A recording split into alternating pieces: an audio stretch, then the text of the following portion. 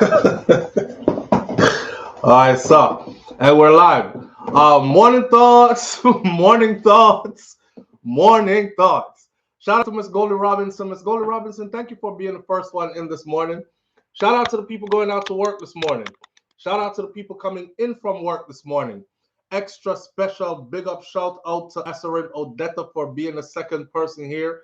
Extra special big up shout out to the people who work multiple jobs.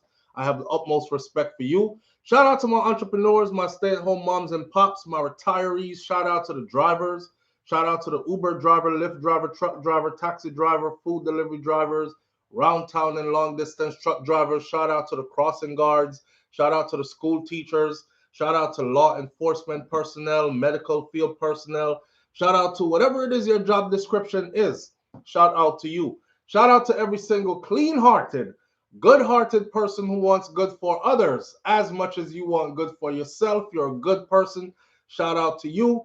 And on days like this, it's the end of the week, Monday to Friday. Today we say, it's the freaking weekend, baby! Clap it up, clap it up, clap it up, clap it up. All right, we made it through another week, and we're here still. We're fit and strong and healthy and feeling good, and nobody is planning our funeral, and we're not laid up in anybody's hospital. That's a lot to be thankful for. That in itself is a lot to be thankful for. So I start off this morning by giving thanks. You understand? We got a lot of things to talk about this morning.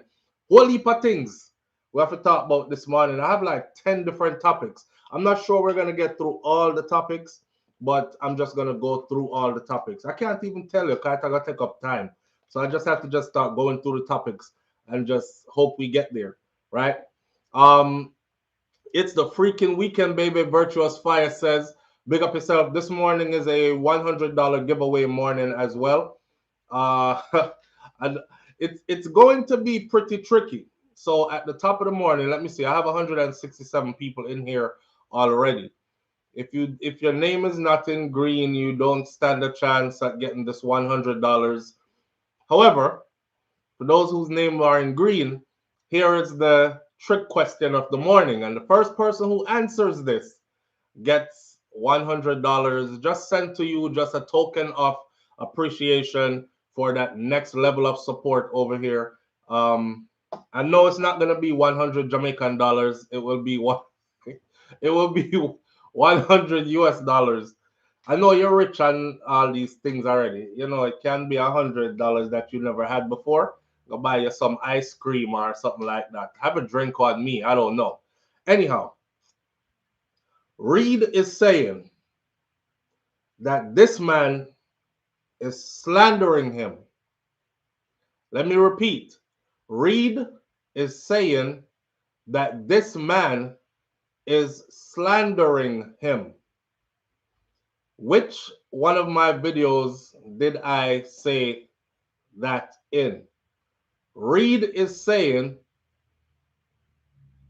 that this man is slandering him. If we get to the middle of this show this morning and nobody gets it, I'll give you another clue that should put you right on top of it. I will like timestamp it in the video for you, but you're still gonna have to go find which video it is. All right. It's a video that was recently posted. I will give you that. You still have a lot of videos to look through because I do put up multiple videos in a day. Reed is saying that this man is slandering him. That's the $100 phrase of the morning. If you can tell me which video has that, $100 is yours. The next thing you'll have to do is give me your PayPal or give me your Cash App, and I will shoot that money right over to you. All right? We have a lot to talk about this morning. Reed is saying that this man is slandering him. Let me see how much you watch and listen to these videos. I know a lot of people tune in and they're like, damn, SouFlo, the video too long. Him do the video 30 minutes long. They skip through the video, and then or some people don't even watch the video. They just leave a comment. Thank you for Thank you for keeping us updated. Thank you for whatever, Bob, and they just skip on gone to somewhere else. So let me see if you actually really watch these videos. I take a lot of time. I put a lot of time and effort into putting these materials together. I never put up loose material, right? Uh, some may be frivolous more than others, and some may be serious, but I never put up loose material. So when I put a video up, it's like an artist that just wrote a song. It means something to me, you know what I'm saying? So if you didn't take your time to watch it, then I feel kind of like hurt. Reed is saying that this man is slandering him. What video did I say that in? $100 on the table. Take it. Let's start off with our first topic this morning, though, in the meantime. So, yesterday I was on social media. We have a bag of things to talk about. We're going to talk about something that was said yesterday, and I find it funny because I have a counter to it. A brother trying to give me some advice on what I should do in my marriage with my wife, and I think not. So, let's do that. 42,000 people diagnosed with a new case of STD in Houston, Texas alone, and that was last week alone. One city, 1 week, 42,000 new cases. We're gonna get into that. There's a comedy video here which I want to share this morning. A lady left a list of all the things that a man should pay for and the minimum amount he should spend on that for her. We're going to get into that. What a woman. There's a police officer out of Jamaica, which I swear, I think they're going to fire him.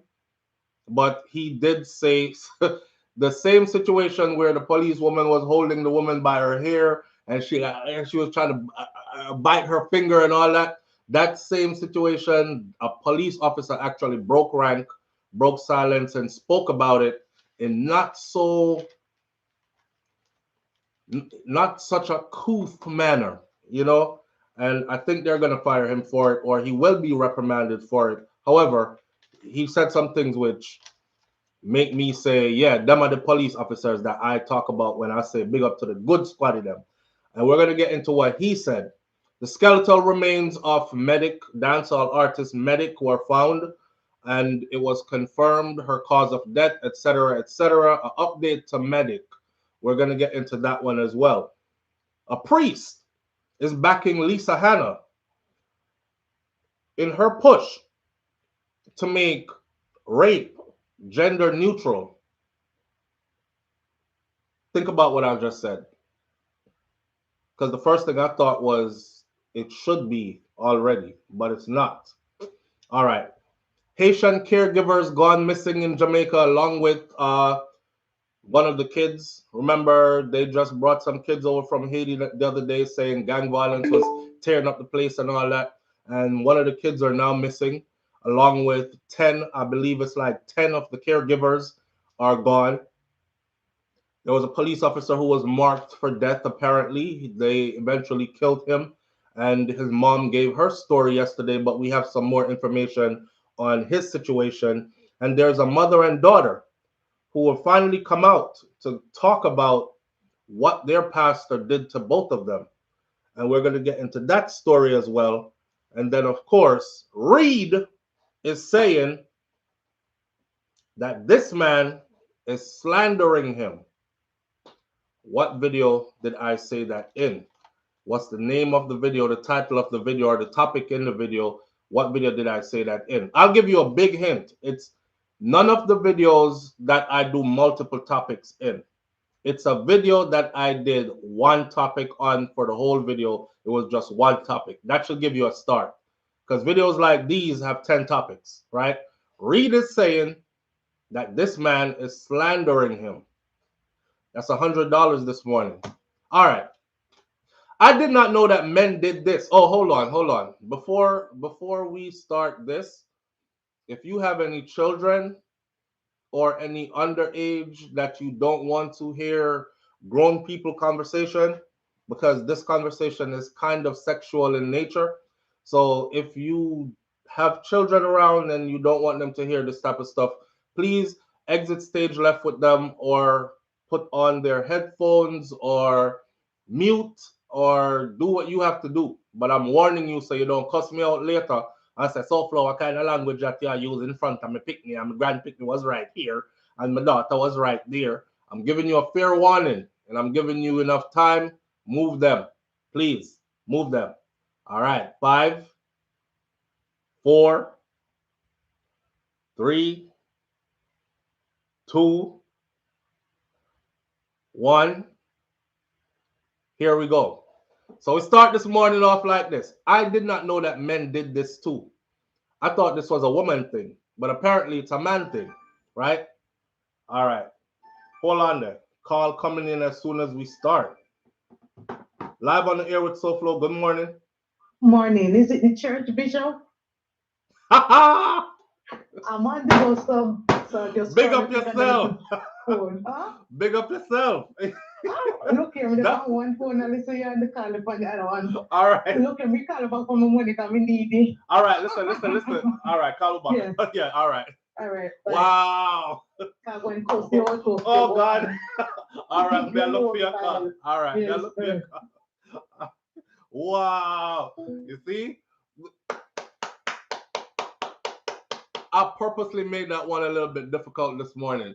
I said anybody who answered this, they really, really watch the damn videos. Oh my God. And she actually got it. Honestly, I didn't think anybody was gonna get it. You know, when you give us something but you hold on for it still, it's like you're picking right, and you're like, you can have some. You lick your, you lick your something to make sure them. You sure you still want some? That's how I was with this $100 this morning. I really want to give her. I'm glad she got it though. I love that. I love that. I love that. Damn, you really, really listen if you got that one this morning. So the $100 is off the table. It goes to it is the church bishop video where where wait wait I just wanted to clock in before I call. All right, Mr. Brown, big up yourself. We'll see. All right, so I didn't know that men did this, right? They're SouFLo. It says, whenever me and my wife argue, and now listen to this now. Whenever me and my wife argue, if she is hurtful or disrespectful with her words towards me, I cut her off from sex. I didn't know that men did that. I thought that was a woman thing. Sometimes a few months at a time. You should try it too. Hell no, I shouldn't. You should try this too. It gives her time to think about the things she said to me, and it always works for me. Let me read that again for you. Whenever me and my wife argue, if she is hurtful or disrespectful with her words towards me, I cut her off from sex. Sometimes a few months at a time. You should try this too. Make sure I try that too. It gives her time to think about the things she said to me, and it always works for me. First of all, I'm worried that you can go months without. I'm worried that you can. This is about to go all over the place. You know, I read it, and then I actually got pen and paper and I wrote it out. See here? I swear to God. I read it and then I got pen and paper and I wrote it out, and I thought about how to approach this, and I couldn't come up with a way how to approach this, so I'm just gonna freestyle this. This is why I asked you to move the kids out the room if there are any kids in the room, because I might be inappropriate. I didn't plan this one, right? Um, Whenever me and my wife argue, if she is hurtful or disrespectful with her words towards me, I cut her off from sex, sometimes a few months at a time. You should try this too. you don't know me. You should try this too. It gives her time to think about the things that she said to me. It always works for me. Um, like I said, I never knew that men did this. I thought this was a woman thing. If you know anything about me, right? And if you know anything about me, you could ask my wife. I'm telling you, she'll probably tell you. If you know anything about me, um, I'm giving any kind of drama in my house. I'm giving you a couple of days at the most, and you're gonna get over it, right? Cause me and you might have in an argument up here, so right, that's all. But you sit down there, so the we're not in a no argument. He is not vexed with her, and she is calling him. I can tell. So we have to go argue up here, so and keep the argument up here, so. I don't give a damn if you want to argue while we doing it, but we are going to connect sometime soon. So don't be mad for too long. And sometimes you mad while you doing it, make it even better for me. I don't give a damn. Like the lap dance is always better when the strippers crying. Remember I told y'all that a soldier said that and I was on the floor dying? Yeah. So if she want to call me all kind of name, you're dirty thinking. Could you imagine how exciting it might make the something like your daddy or your dirty thinking? Yeah, man, yeah, hold that. Yeah, what? I'm not doing that. You should try it too. What I'm doing that for? What is any healthy man doing that for? Something wrong with your wife? Because you inviting all kinds of stuff into your life and don't even know it. Whenever me and my wife argue, if she is hurtful or disrespectful, I can't even read this. I can't even read this straight no more. If she is hurtful or disrespectful, sir, is an argument. I'm pretty sure you said stuff too that was probably hurtful or disrespectful. Because nobody just sit there and take hurtful, disrespectful, and just be like, okay, I'm not talking. You probably did your share too. You know what I'm saying? So where you hold back from? And then you must think so highly of yourself too. Like, I'm gonna starve her. No dick for months. You playing with fire. You are playing with fire. This is the reason why I always say some grown people should never be in a relationship. It's okay to be single because when you're single, you can play the field. You don't have no explanation for nobody. You could do what you want to do. But when time you decide you want to do that marriage something there, right? Check it out. You become somebody's one-stop shop, my friend. Yeah, unless you have an open marriage, you become somebody's one-stop shop. That means, if wifey feel like she want a little then that's your duty to make sure, say, that's taken care of. You gotta check on that on a regular basis and make sure, say, you know what I mean, you're not faltering, or at least you're attempting to rectify the situation. But you just left her hanging out there for months just because of something she said for months. You can't be in a marriage and not practice forgiveness. That's one. Forgiveness becomes a big thing. Also, you're gonna have to learn to let some stuff go, and you're gonna have to learn to ignore some things. And it's hard, and it takes practice. Me still a practice. Me still a practice. A lot of stuff that I'm having to like learn to just let it go. It's not worth the argument. It's not worth, you know what I mean? Like that. But you holding back from your wife for months. And the part that kills me is he says it gives her time to think about the things she said to me. Knowing women, she probably thinking about the things you said to her that caused her to that caused her to say what she said to you. They don't think like we do. So she's definitely not going to be sitting there. If I'm wrong, tell me. I don't know no woman. She's not going to be sitting there thinking of the things she said to you. She's going to be thinking of the things you made her say to you. I saw it go. So it's not working already. And then he said it always works for me. So you in a relationship by yourself because you only concerned about what works for you, huh? Then he over here talking about I should try it. You should try it. Wait there. With her, if she's hurtful or disrespectful with her words towards me, I cut her off from sex sometimes, a few months at a time. You should try it too. No, Beanie Man, they sing one song long time ago, right? It says, you never know, send me a half, cooling me have white liver and white kidney. I'm me black like a tar and me strong like a lion. I mean that. Me I can't do the months at a time. So telling me to try that, brother, you're on your own. And I would advise you to stop doing it. Yeah. Because they have something out there named bun, you see? And that bun the cup. You don't feel it. You don't feel it in your body. Shout out to Tabby. King Tabby do a skit the other day where he was just chilling with him brethren them and then he was like, oh, oh. And then brethren was like, I want dog. I want And he said, may I get bun? And his brother was like, y'all get bun. Oh, you know it. He said, come feel it. You don't feel it. Months at a time.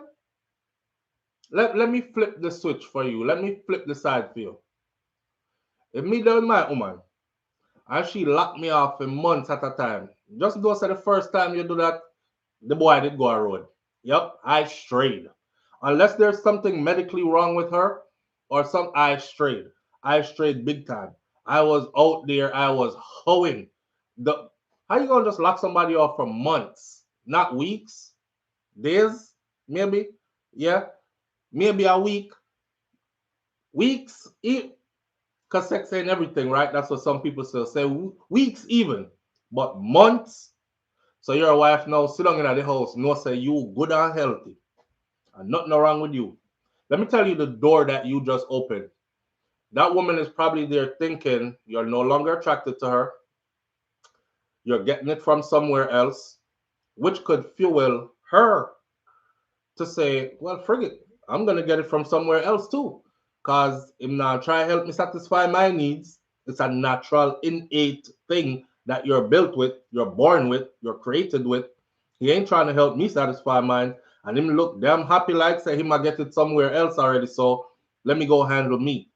And then you're in a problem. So you are invite a whole heap of bun with no cheese in your life. No milk, no nothing, just dry salsa bun. And as long as you over there pretending to be husband still while putting out that confusing ass message, she'll play right along with you. Yeah. So you might want to stop doing that. He's probably giving it to someone else why he's doing it, says Pussy Galore. Have to be.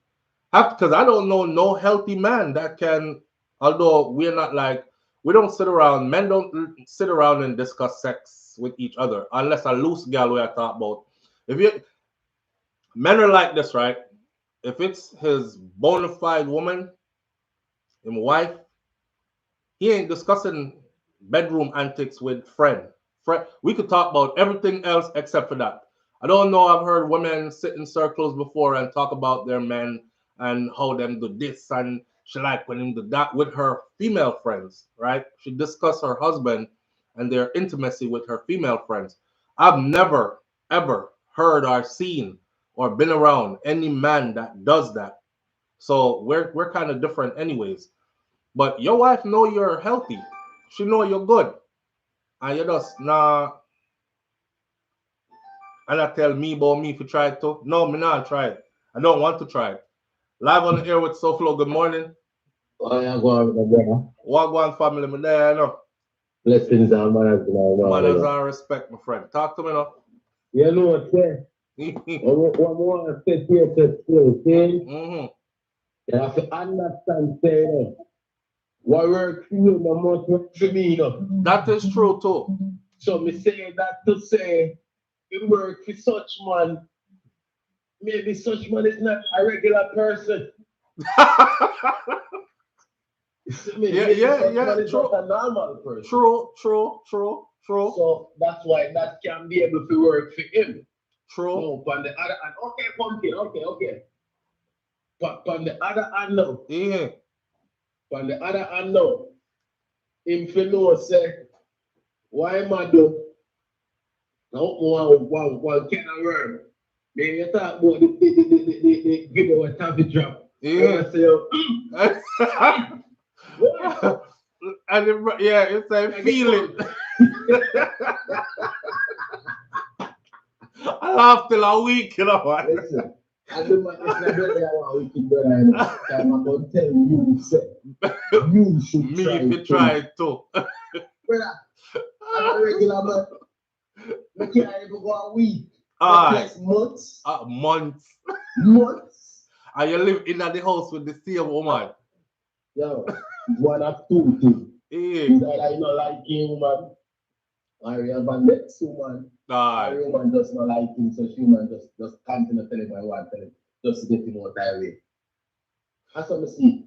That one I tell you, so they don't make no sense. No sense. No sense at all. Mm-hmm.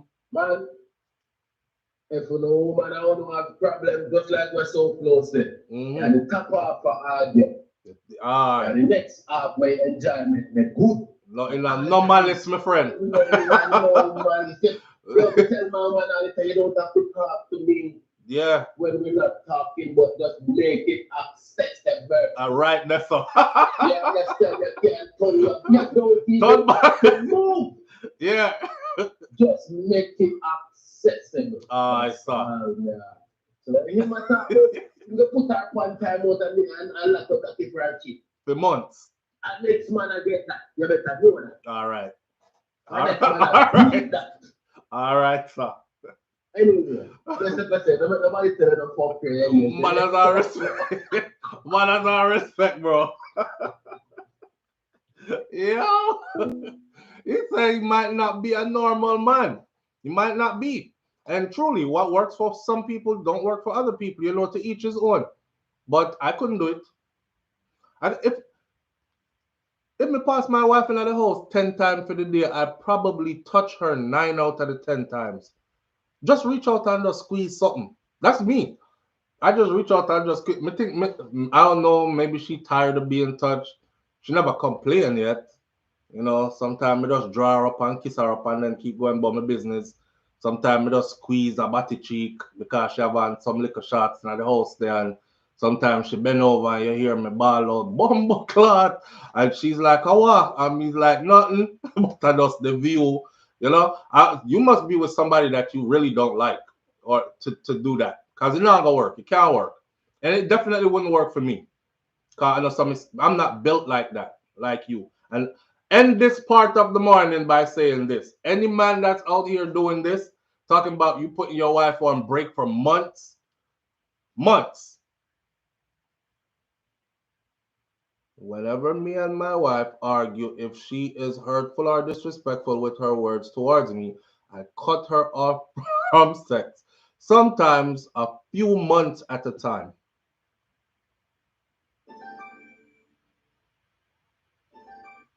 Live on the air with SouFLo. Good morning. Walk on, bro. But there. Listen.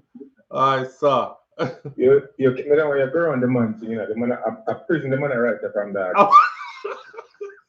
Isn't it? So yeah. I must no. You don't have a choice. You go to prison every few months, you don't have a choice. You have to just do what you have to do. Because this can't be normal. Would this be normal to you? Nah.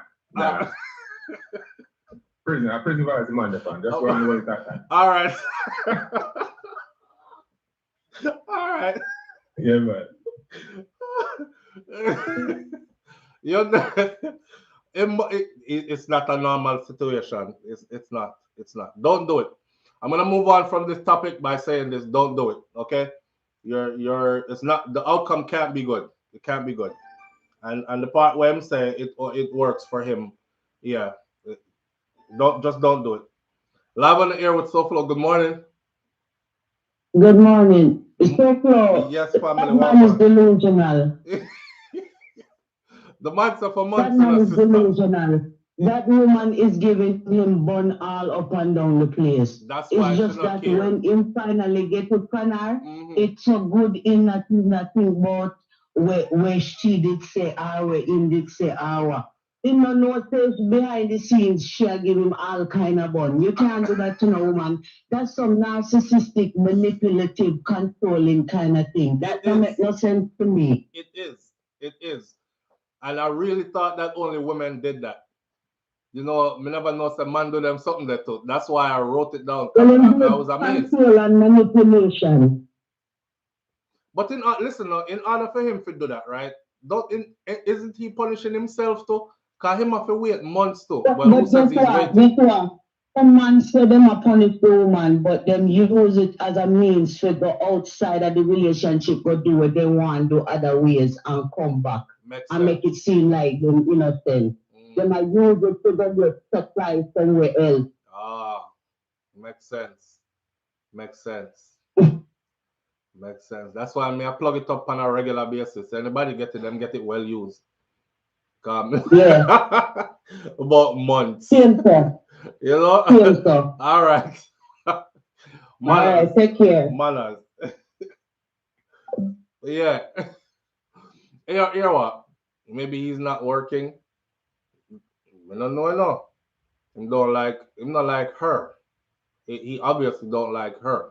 You're stuck in a relationship with somebody that you really don't like. That's what I think is going on right there. Cause if you can do that and go for, if you're with somebody that you're supposed to be in love with and live with and make life together, and you could go months without touching them or months without having that kind of interaction with them, you don't love that person. You don't even like that person.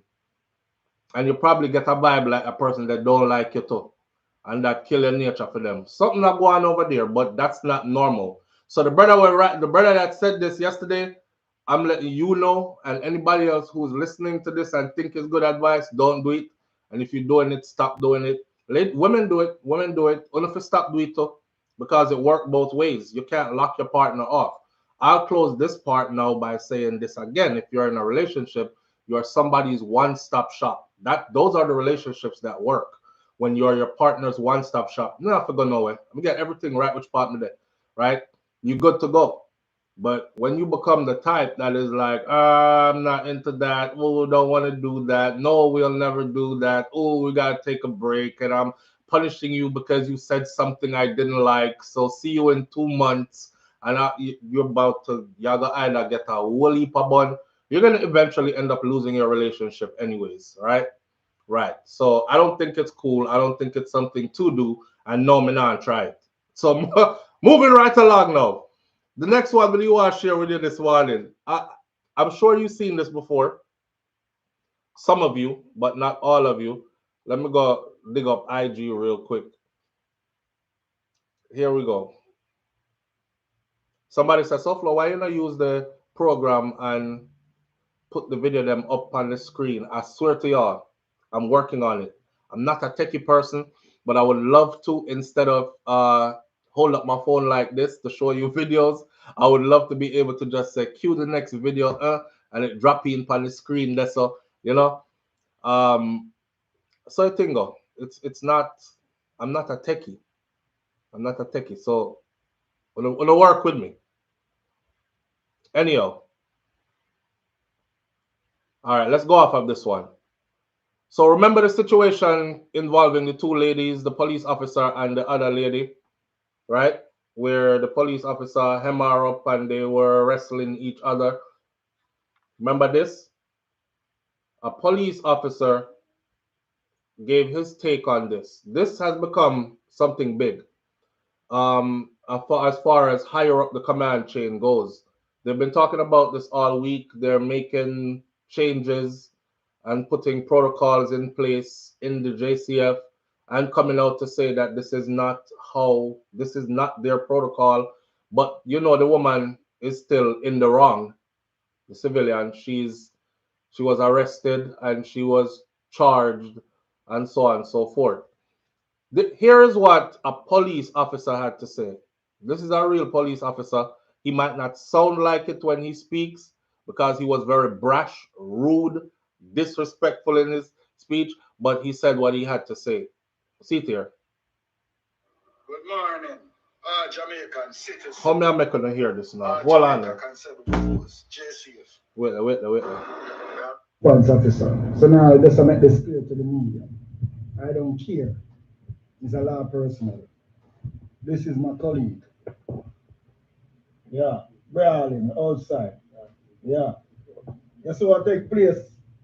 Transpire Kingston with the police female and the parents that are the school to rectify what happened between teen kids and other kids.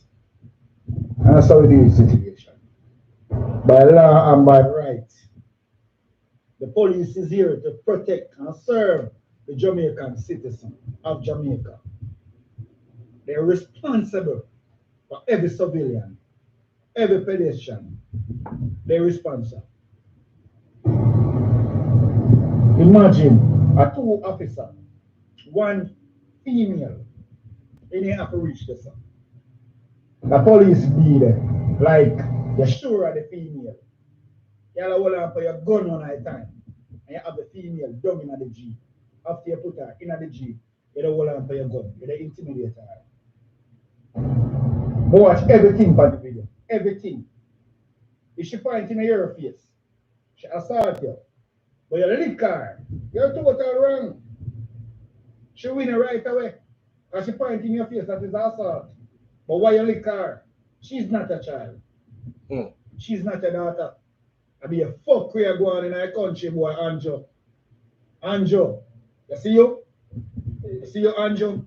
Not one more ex-pussy. Uno. I care 0. Anjo, you don't know me eat, you don't know me drink, you don't know me 4 kids that blood clot got school. I wanna eat. That took a left turn. Anjo. I be a fuck with you implement power. Fuck with her. And we work with the system, you know. We not go against the system. Because we run for vote you blood clot in. And see the younger generation, them gave vote them, they never think. They never was thinking. Because some of them like edit. But the one them educated, they can't educate the younger second because they not take no shot, no government. They not no government. No government. Bro, big fat stinking police girl. They not care. See when my mother that and my sister. You see you? There's someone police officer, you know. Self. You only be in her ear. Any of us let her go. Where? She go up in the Jeep willingly. You go far as bite the female, cut him hand. You bite the girl, you know. Bite him, bust him, you know. And they bleed out in her Jeep, you know. And they watch everything. So you will tell me, you know, an incident occurred at the school and there's no other way you can solve a solution. Police change to have methods, strategy methods we use from civilian out there in the street. At first you do talk her down. Talk her down. Ask her can if you go in the Jeep. When you don't even have one fucking handcuff, you don't need a handcuff to put on the female. You're not grab up and she never go for your gun. She never try to take your gun. To show you. The girl explain herself, you're the judgy girl in her ear. She rang the pint in your face. You're fucking total wrong to put your hand on the female. You're wrong. You verbally abuse the lady. Yo, never style. No pepper spray people for nothing at all. No flash out a button to broke people on our foot and bust in the skull. With nothing at all. And that's how we work, bro. Bro, that's how we work, bro. Only for social killers out there. Only for killer police. But G them no roll so yo. We know if we deal with things, man. We know when boy have to get licked in our face and tapping our face. When they deserve it. You get what I say? They abuse the system. So long, the police say, yo, yeah, interior of the clothes, they're going to get right. The judge and the jury going to get the girl right. Going to give you right over the girl. And I say, blood clot. The situation will kill only for innocent people. I'm going to tell you, only for execution style, I'm going to carry it. You come out tight.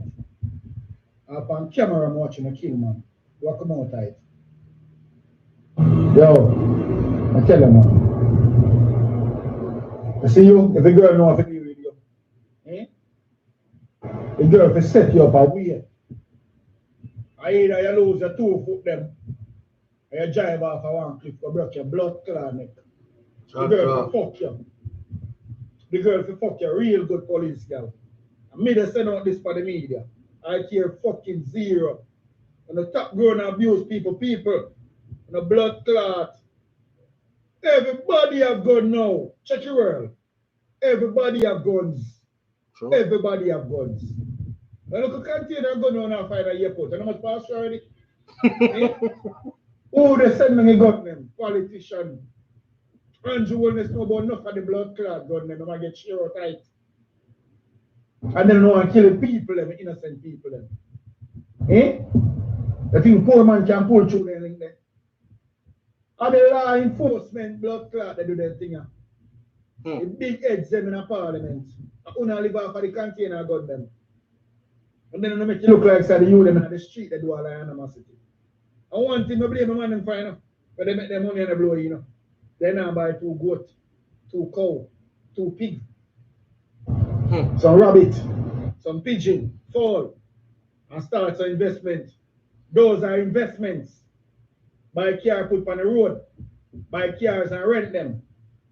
We need to do better as black people. We need to stand up our foot and rebel against this fucking government. You need to step down. How much people dead since the year started? How much crime rate gone up since last year? How much senseless killing? When I say the man want to take a woman and go rape them. For while them bomb buckle and rape a boy. Hey boy, you see uno? Oh sister me out. I now say I can't take on my sister go kill them and rape them. But who be unto your blood clots? If I buy the gun or the knife or the machete, I put in some acid pussy and shadow grave you. Obi and I miss your blood clot. And I rape too much female. Yeah, I tell you, I'm tired of one man. When I make you look like God, not doing best. When he's a failure, man. When I'm a failure. Yeah, me told you. Yeah, I'm tired of certain treatment, man. And God, we put with trust Jamaica. Jamaica, we put with trust in a God alone. The Creator, the Almighty. Yeah, I work every day.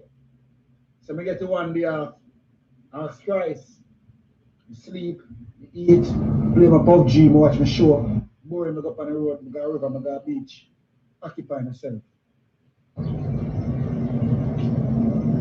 Yo, we need to do better, yo. We need to put on a blood clot foot. And make the fist them talk. Yeah, the fist them need to talk. Black power. Black fucking power, we say.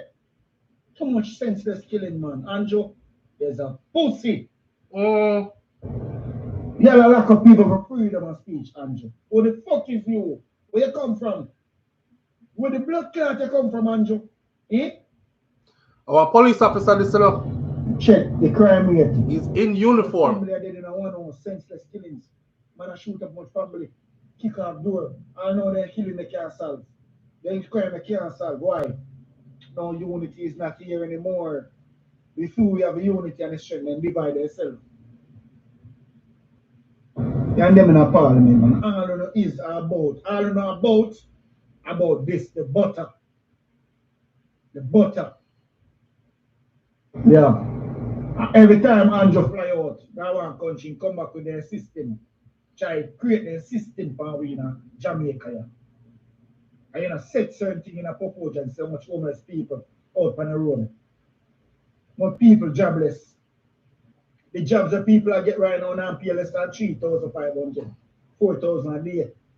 How much me spend for the day of work? 2 grand can't come to work. My job. Yes, gone up. Everything gone up. Andrew, there's a pussy. Me, I tell you that. Big pussy. And if you step down, brother, we're tired of you. Too much killing are going on in our country through you, brother.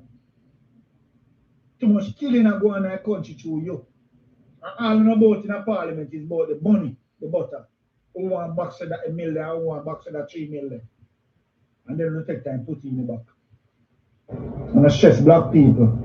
We want to create more law.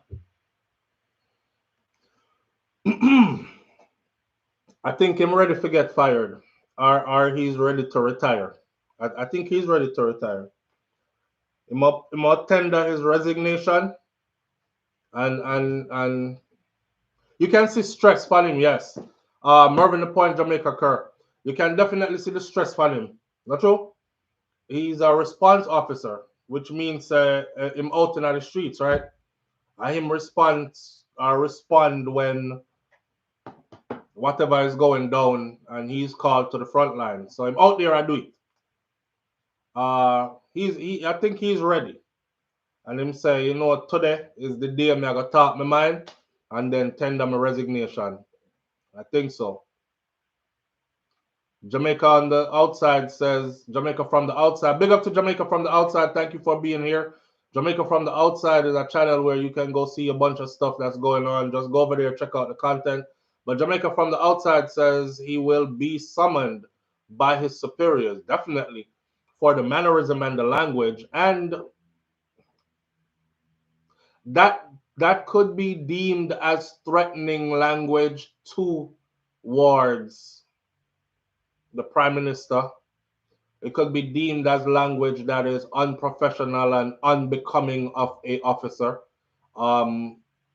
It could be deemed as disrespect and all kind of something that I'm gonna try style him with. But and then police officer them and then police officer them a big up.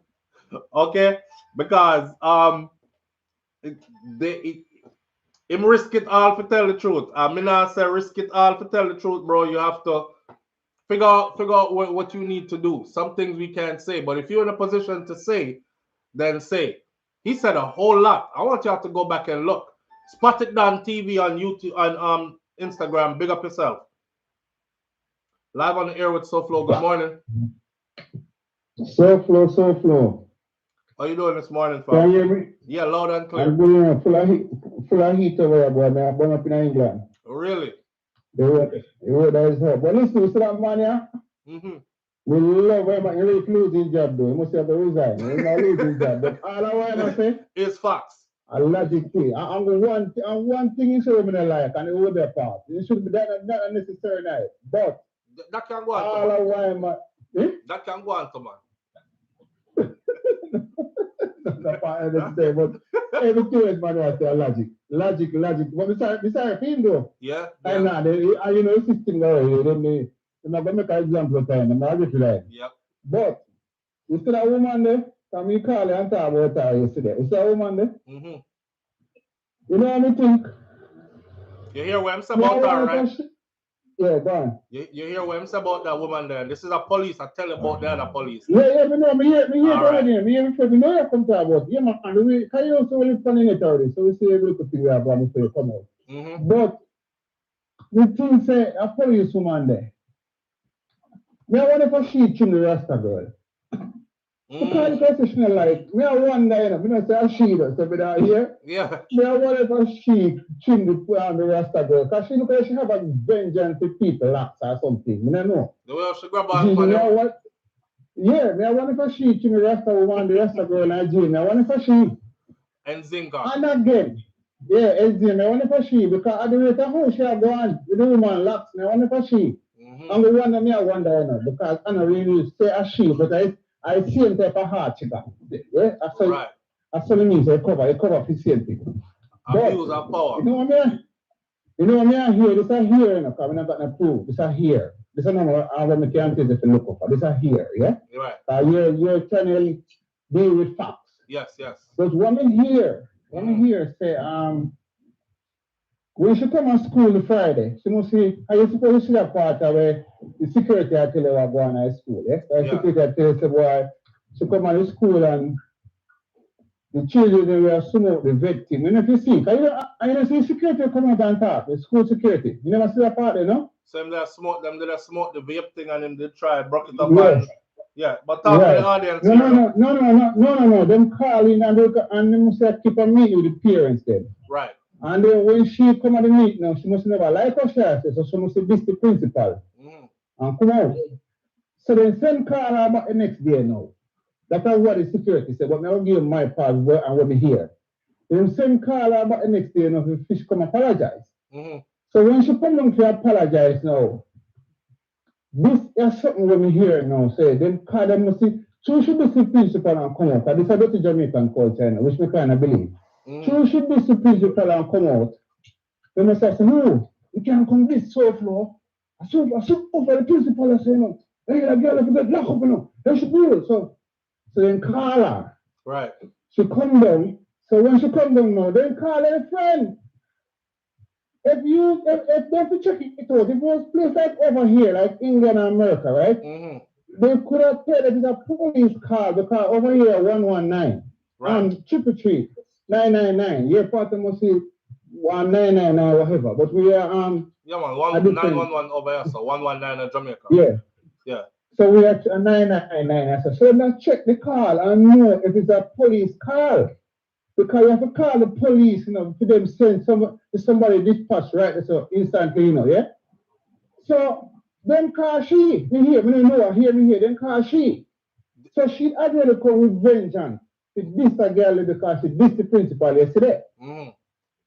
This is how me here though, so we can't tell if you go look on feed. Because I tell you, but so you know, so if you don't go so, you need to go so. And so you know you got the culture already with them. Because if you guys make a SouFLo and you got your friend, your police friend, anybody this year can call him, you know. You know, come take up here, you know. And that is taking the line them own. And which Jamaican will know about that. Because them don't know them constitutional right. Yeah? You can call a special police friend to come sort or something for you. It have to register too, right? So it's too late for them call she now. And she come, so she come already. Ready for defend her friend. She come with her ammunition already. Right? And the next thing I can't understand. We have to see a video one time with them pepper spray one ex-policeman, one big man in a car with them children there. You remember that? Remember that video there? Yeah man, remember it. The man still in a car, you know. Ex-policeman just you know the outcome of that though, right? Yeah, you know, I'm still in person. I cannot know the whole community, nothing about promote them person, because you still they have break traffic too. But exactly. We're not talking one go. But it's how them do it, because a man still in a car and never come out. He never come, he was no check to you. So still like when you pepper spray the man is still in a car. Why you couldn't pepper spray she then for his trainer and nothing? That's what I was saying. When you start to fight. And it's unprofessional because you bite the woman and you should seek her medical attention right away. Once blood coming and hit, you should take her to the hospital. You can't base she not get that, because they not do that. This is what I was saying. Yeah? This is what I was saying. I was saying, where's the pepper spray? Where's the mace? Where's the taser? Where's the takedown? Where's the handcuff? Where's, you know, so many things were missing from that. No, I'm going to shut the thing. I'm going SouFLo. I get you, let me tell you yesterday when you say it, you know, you need to answer me here. I'm going shut our guts in a nearby bushes. They not be able to take us something like that. But here is why the female police officer though is in a big wrong. And that's what that officer was saying just now. It's in a wrong for we, but in a wrong for them, you know, because they have back her up in the SouFLo. Right. It's in a wrong for we. But here what she do. You see when the woman pointing her face? Yeah.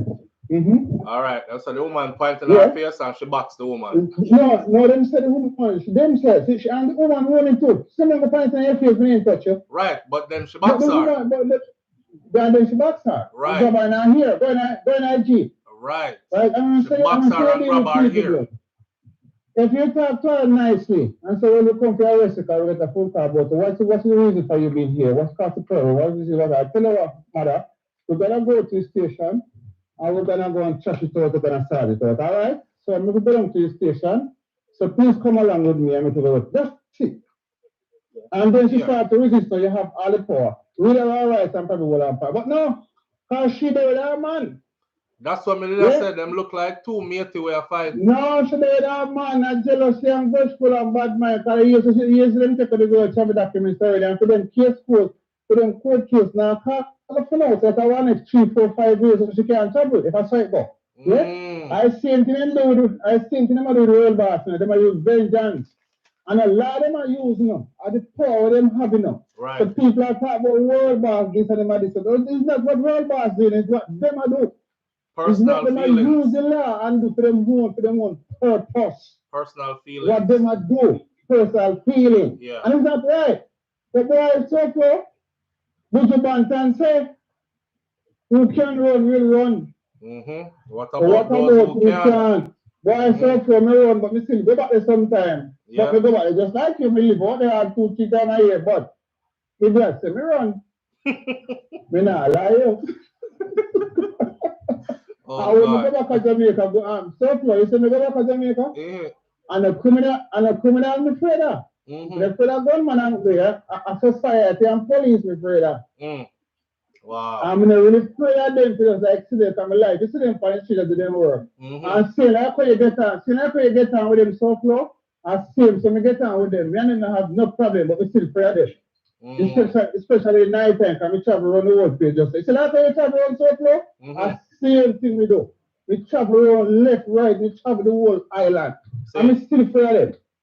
Because you meet up at the wrong one at the wrong time, SouFLo. But we talk to them nicely. I mean, I've got no problem with them. But we still afraid of them because at the rate of how the system go, some of them abusive. I'm going to go there and I'm going to go there and rob them, lock him up and go lock him up and the man at 3,000 pounds and he can't be found. 3,000 pounds disappear. 3,000 pounds, yeah, disappear. A small he can't be found. So it's a small payment. But for loss, enough money that to weed. I want money that for anybody, man.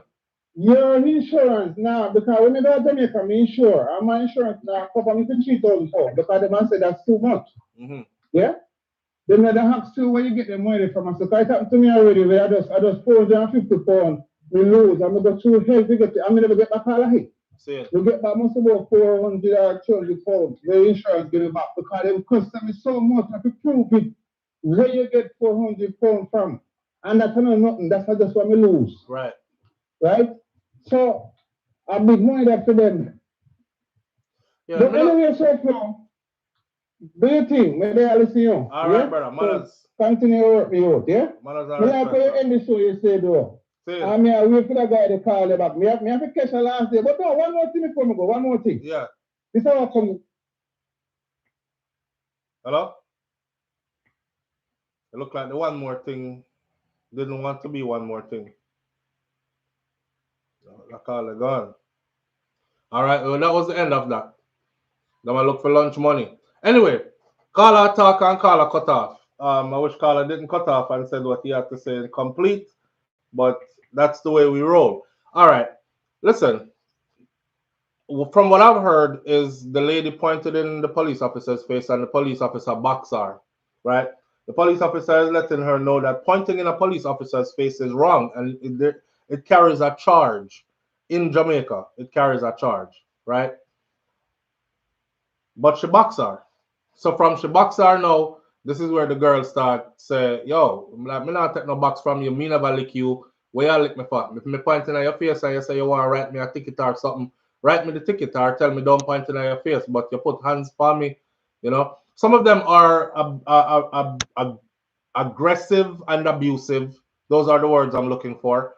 Some of them are, but like I said before, I've never ran into them. Somebody says because they know who you are, but I've never ran into them and had a problem with them, but I know a lot of people who have, and I have witnessed things myself, seen things happen that I know are inappropriate. But go back and listen to what the police officer they said, because he started off talking about the girl and the police officer, but him end up talk about some bunch of other things like how guns come into the country, who benefit from the guns coming into the country, why they're not trying to stop the guns from coming into the country, etc., etc. He said a whole bunch. Extrajudicial killings. He said he witnessed certain things. Him say a whole lot. I don't think he thought out all of what he was saying just now. And he's definitely going to be losing his job. If him not lose his job, he will definitely be reprimanded by his higher up. But what's out there already is out there already and said. So when I say big up to the good squad of them, and some of people like him may I talk about.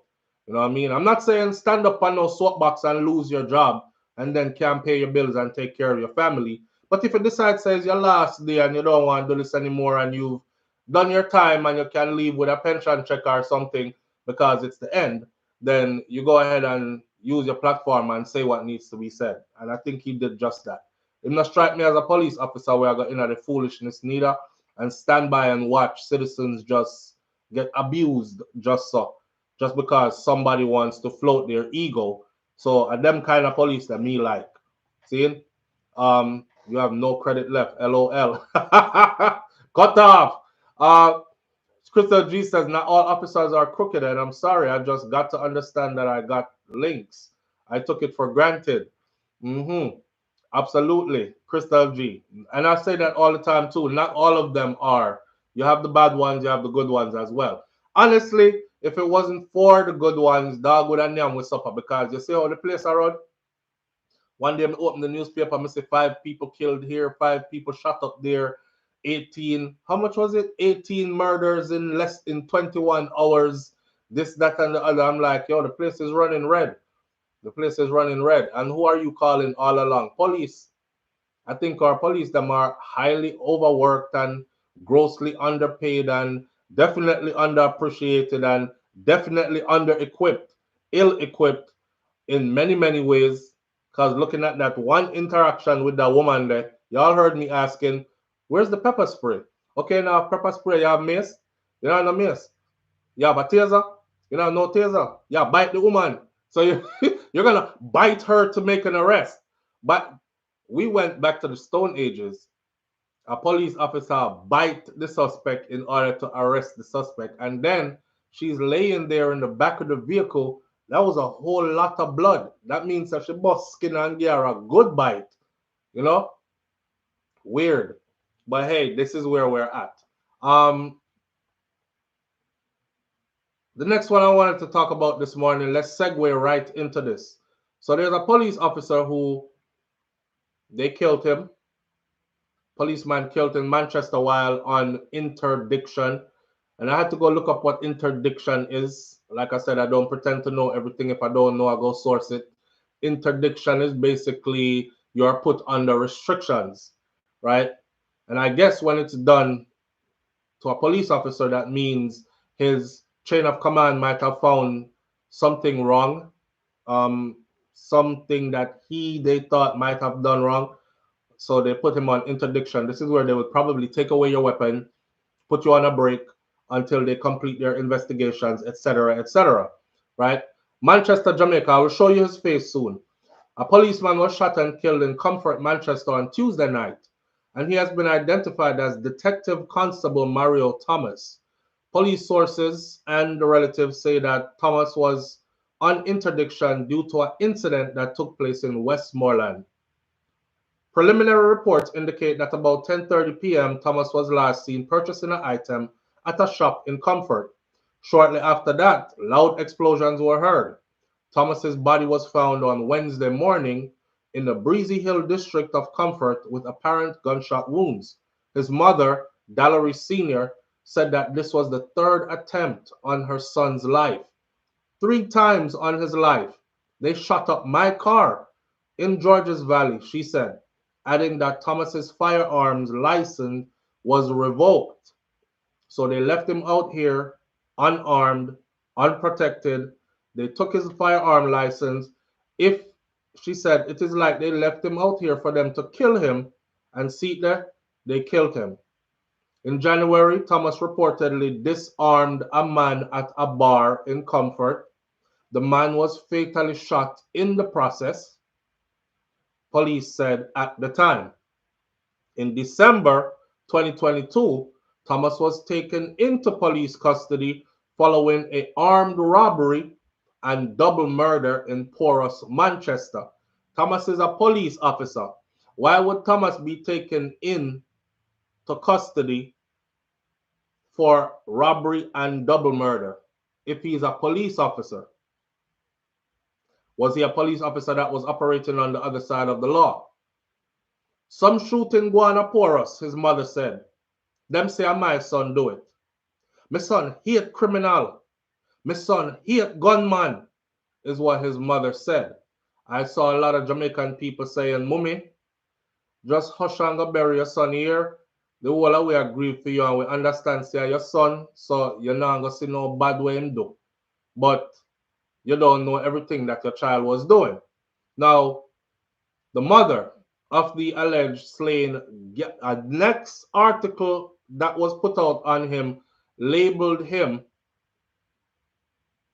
a gangster cop. The mother of the alleged gangster cop says that 3 attempts were made on his life in recent times. The mother of the alleged gangster cop, Constable Mario Thomas, says that her son was targeted multiple times prior to him being chased down on Tuesday night. 3 times they attempted to take his life. They shot up my car in Georges Valley, she said, hours after his body was found in some bushes. She said the firearm license that was issued to Thomas had been revoked after he was interdicted in 2020. He had a licensed firearm and they took it. It's like they left him out here for them to kill him, and see that they kill him, added Senior Stevens, as she claimed that her slain son was not involved in any wrongdoing. But in a statement on Wednesday, the Jamaica Constabulary Force said that Thomas had been interdicted from duty since September 29th of 2020. According to the JCF, Constable Thomas had been interdicted following his involvement in an alleged case of murder and other serious crimes. This is according to the JCF, Jamaica Constabulary Force. His body was found in bushes on Wednesday morning following a shooting incident on Tuesday night. A police source told the news media entity that our 10:30 p.m. on Tuesday, Thomas was seen purchasing items, which we just went over, and then gunshots were heard. The police said that several 9mm casings and a vehicle with apparent bullet holes were found at the scene. The Major Investigation Division of the JCF is probing Thomas's murder. On Wednesday, his distraught mother was adamant that her son was not a criminal. He was only in Manchester because he was on interdiction. He has never served in Manchester. He doesn't spend time here. He served in Kingston. He was part of the Special Operations team. She said that Thomas was targeted multiple times, including at a bar that he operated. He opened up a bar a few years ago, but them take a set on him so much that he closed down the bar, and he came to Land Settlement, Manchester, where he born in his grandmother's dining room. He opened up a bar around the road down here again, and gunman come and hold gun at his head. Them come back and them shoot up the bar after that, and him lock down the bar again. His car was not in service, and I gave him my car to use. On his way to Woodlawn in Manchester, he stopped at Georges Valley Square, and they shot up my car. Me no see no police come on my yard, and me no hear nothing. This is how on a treat a service member. In December of 2022, Thomas was taken into custody following an armed robbery and double murder at a supermarket in porous Manchester. Jin Xian Yi, a Chinese national who was one of the proprietors of the supermarket, and a bystander, Alfonso Cohen, they were killed in that incident. So the owner of the supermarket, a Chinese businessman, this not gonna let go, you know. A Chinese businessman was killed in the process, and an innocent bystander named Alfonso Cohen. They were both killed in that incident. But Senior Stevens, which is his mom, claims that her son was wrongfully accused in that incident. Others are saying is rob him go rob, or facilitated the robbery of the grocery store. So he was a police officer who was using his police status to facilitate crime. And his mom is saying it's a lie. They are piling stuff on my son that is not true. Some shooting go on a porous. Them say my son do it. My son hate criminal. My son hate gunman, she said. She added that she had been seeking to clear her son's name following the numerous accusations against him, and she feared that his life was in danger. Well, you think? If him open shop up so and them shoot it up. And then him close it and open shop down so and them shoot it up. And then them come in there and hold gun on him head. And then film car out of commission and him borrow yours and them shoot it up. Do you think they trying to kill him? She said, I went to the police commissioner's office and I didn't get any justice. And from there, is only one police officer kept in touch with me after I went up there and let them know what was happening here in Manchester with my son, who was not a criminal, said Senior Stevens as she recounted her last moments with her son. She said, Mr. My son, at 6:59 p.m. on Tuesday, I called him and said, you need to come for your dinner. He said, yes, mommy, me soon come. I go drop off something. I call him and I couldn't get no answer. I start get paranoid. When the Jamaica Observer, big up to the Jamaica Observer, when the Jamaica Observer visited the murder scene in Breezy Hill Comfort on Wednesday, residents were tight-lipped. Nobody wanted to say anything following the incident, which is being investigated by Major Investigations Division, and I'm sure Indicom is probably going to be on top of it as well. This particular incident with this police officer, I just read comments. One of the rumors out there is that, when you're eaten by your own, yeah, them say that one. Them say he was eaten by his own. That's a rumor. A rumor out there is that he was on the other side of the law along with others who were on the other side of the law, and they're kind of like tying up loose ends. So certain people don't call my name on me or get involved in or something. So he got eaten by his own kind, if you know what I mean. Either way, it kind of goes back to what the police officer who is fed up and did the little video just now and was saying what he was saying. It kind of goes back to that right there. I wish them all the best. That's all I can do from here. I don't know. Don't know if it's a. That's a long ass interdiction from 2020, right? It might as well say he was fired. They might as well say he was fired because 4 years ago, you told me, give me your badge and your gun, walk off the job, take a break, don't call us, we'll call you. You fired me. 4 years. And they had no intentions of rehiring him. Did they have proof that he was doing something illegal and this was a way of looking out for their own without imprisonment kind of thing? Like, you know what? You can't work as a police no more.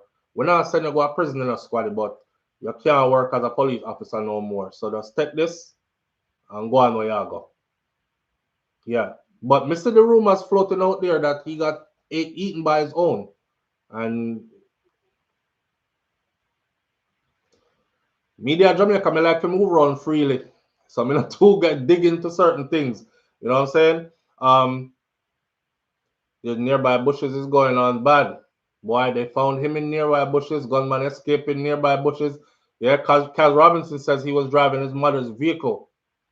So obviously they've been following him, right? Right. Them know which vehicle him in, even when he switched vehicles. They probably even scope out where his mama live, and they know his mom's vehicle. So them know say anytime them see the vehicle to look and see who driving it. If his mummy I drive it, don't shoot it up. If I him I drive it, pepper it with gunshot. What a life to live. What a life to live. I forgot who it was the other day. Actually, I didn't forget. I know who it is. I just don't want to call their name right now. Very famous entertainer, if you know dancehall music, reggae music, sound selector, etc. It was said that the FLA revoked such persons' gun license, and they flew out of Jamaica the same day. As them take away him gun license, them fly out of Jamaica the same day. Because here's what they did. They took away his gun license and then they published it in the papers that his gun license was revoked. Now, why would you do that? Why would you take away my gun license and then you publish it in the paper say SouFLoTV gun license was revoked by FLA today? That's like saying he has no protection on him. Cause we take away him firearm today and we take away the license. Sometimes I think they do this for a reason, a reason that's much deeper than what we see in. Because why would you publish that? So my boy go at airport, fly out, same day. because he can. Flew the hell up out the country. Same day, a lot of people were making fun of him, talking about, oh, you big scary self. You talk all that stuff on social media, but soon as FLA take away, you're gonna fly out of the country. And he made a video saying, you're damn right, me fly out of the country. And I'm you know want to come set up. And I thought to myself, why did they publish that? Who gave that information to the media for the media to publish that? You see how we work backwards? You can imagine if FLA took away my gun license, the only person that knows my gun license was confiscated now is somebody from FLA, right? Now, how did that get to a major news house and get printed in the paper the same day it get taken away? Somebody up at FLA called news media house, Star, Gleaner, Loop, something. Listen up. Yeah, you know the vlogger SouFLo. Yeah, so we just confiscated his we took away his licensed firearm. Yeah, so he's unarmed unless he's carrying an illegal weapon. He doesn't have any protection on him. Yeah, man, a true thing, me I tell him I'm verifying so you can run with the story. Who does that? Who does that? Just like when they're doing, oh, we're gonna be doing a zone of special operation, or we're gonna be doing they literally put out an article like 2 days before. It's Monday. Them tell everybody say Wednesday between the hours of this and that we will be entering St. James, and then we will be setting up shop there, and our officers are our soldiers are our police and soldier joint effort will be setting up zones of special operation in a coordinated effort, and we will be there for 14 days. The first time I seen them do this in Jamaica, I said to myself, say, maybe they're trying to confuse the ops. Maybe they might try to confuse the gunman them. Let me pay attention to it and see if they actually start the day they said they were going to start. An element of surprise is needed in law enforcement. So if I put out in the media, this is using the media to my advantage. I would put out and say then, Wednesday afternoon, we're coming in. And we'll hit them Monday morning. You understand? Or Tuesday night, not Wednesday afternoon. But in Jamaica, when them say Wednesday afternoon, we're coming in, they literally go in Wednesday afternoon. And when they tell them that they're leaving, they literally leave the day them tell them are leave, unless they get extended. And when they get extended, they tell them they're getting extended and how long they're getting extended for. Where does that leave you now? It means a criminal element operated in a certain area, right? That's to my advantage. All right, them I come. All right, so that means I have to go left Clarendon then. Yeah? All right, so where we I go? Boom, Westmoreland, say a word. We're there Westmoreland from the 4th until the 16th here. All right, pack up and move. When them left up, so we just come back over, so. And I thought it was made up, and I followed through a lot of them, and I realized that's exactly how they do business. I don't know. We live in our big party shop. and there's so much that could be done to make things better, but they're not doing it. They're not doing it. That's the policeman tell us who organized the killings. Government warn them boys. The Buffalo Soldier says they all advertise to all their boys to get away. Yet they don't dare show the child molester, the rapist face in the media who can run and hide. And I never understood that too. They will show the victim's face, but they won't show the face of the individual, even if the person is wanted. They'll say, we're looking for John Smith. He's about 5 feet 3 inches tall. He works as a mechanic out of Belfield, out of Belgrove, 7th Avenue in the parish of Clarendon. No picture, no nothing. You know what I mean? Plan vacation around them, Mervyn the Point, Jamaica Cur. But I say all that to say this, man. There's a lot of things that are frigged up that need to be fixed. And I'm surprised that they even happen. But it's even more disheartening to see that they keep happening. Because just like how me and you, we are regular people and we have discussed this. It's the same way those who are bigger heads or upper, whatever you want to call them, it's the same way them look on it and see it too. So why are they not trying to fix anything? Julie Tapper said, this is why I think the police that do the video, he already hand in his letter, book a flight, and put out the video when the plane when the plane take off. I'm gonna be staying close to that one because me want to see what happens to him next. Don't be surprised. Don't be surprised if it end up bad. But I want to see what happened to him next. Cause that not look good. Anyway, off of that topic. You know, I've been telling y'all to wrap it up. I've been telling y'all to reduce the number of partners you're keeping. I've been telling y'all that age does not matter because not too long ago, they had a big old STD breakout in the US, and it was mostly in nursing homes, long-term care facilities that house senior citizens, right? So even the elders were getting it in, and them get it from out the road and then bring it into the facility, and then them spread it into the facility and so on and so forth. But this number right here was kind of astounding. 42,000 people diagnosed with a new case of STD in Houston, Texas, one city in 1 week alone. All new cases, 42,000. Yes, if it was in Jamaica, I thought about it. It's here, and a lot of us live here, so I'm talking about it. And a lot of people from Texas watch us. So if you're out there playing in Texas, I don't know what to tell you. Stop playing. Play with protection.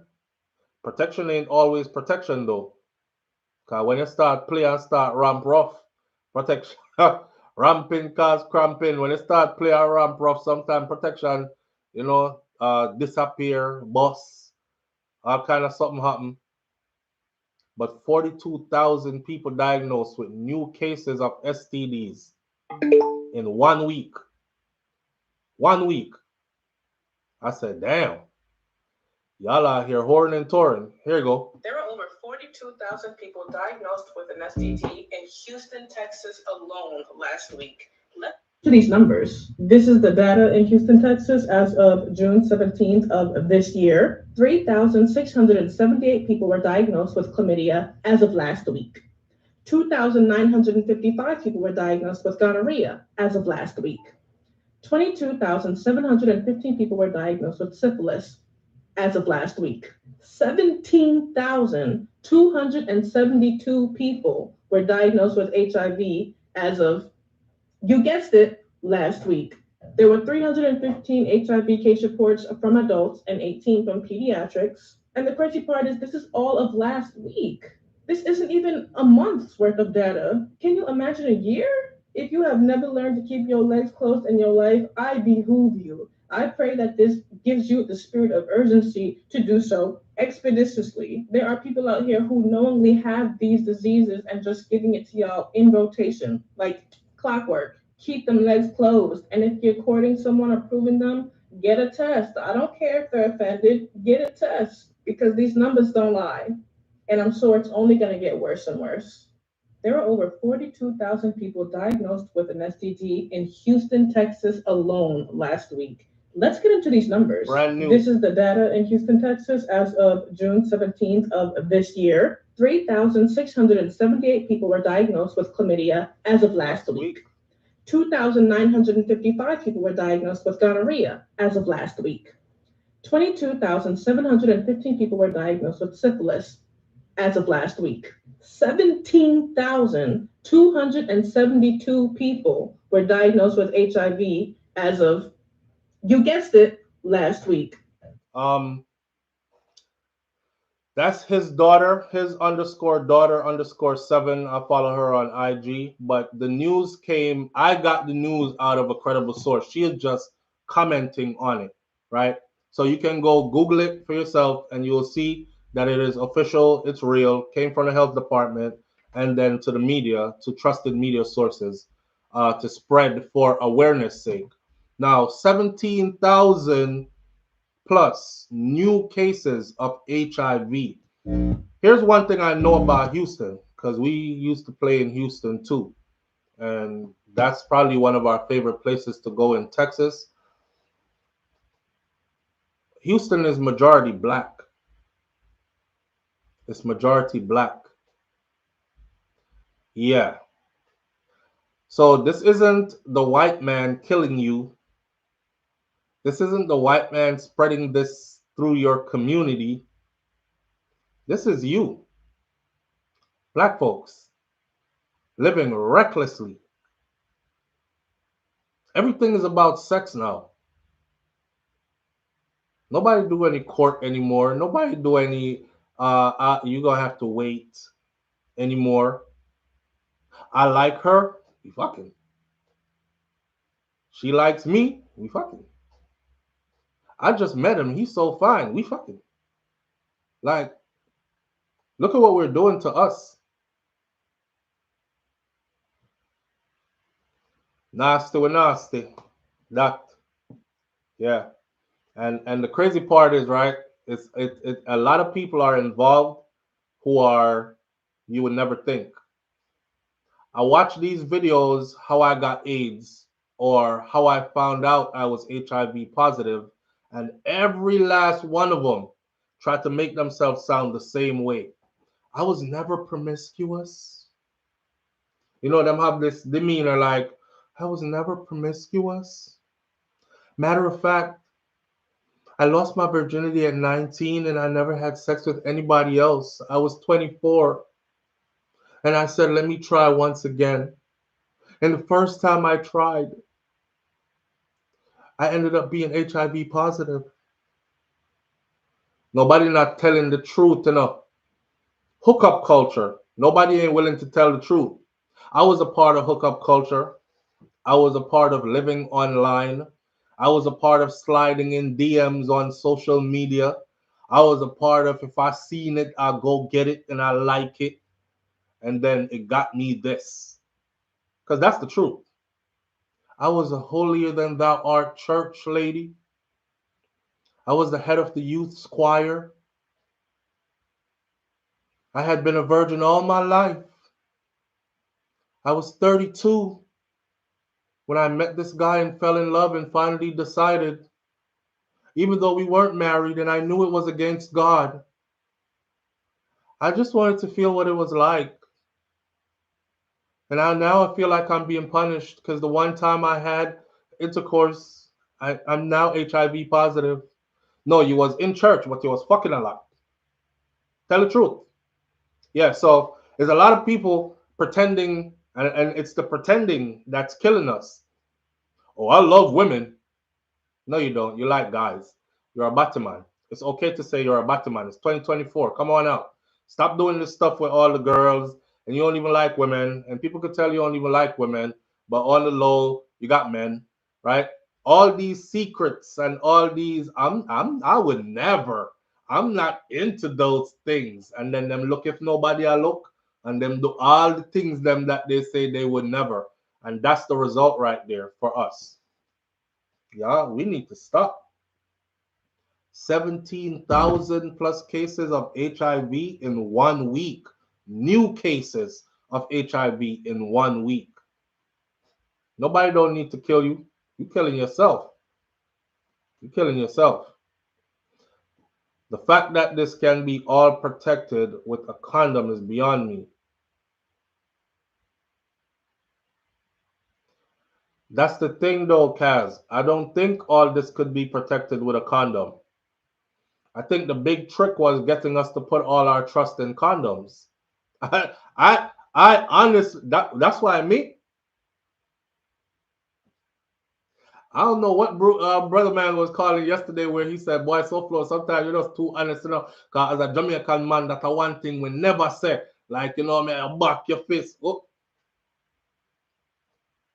Minds are very active and flexible because me not go to the road the way of me afraid, right? I don't think some of the stuff that they tell us protect us actually protects us. People are too risky. But see, them have one spray. I talk about if you spray it on, it kills everything. And then who's doing that? Who is doing that?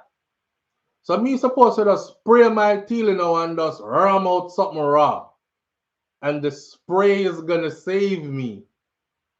No, sir. I think self-control is a lifesaver.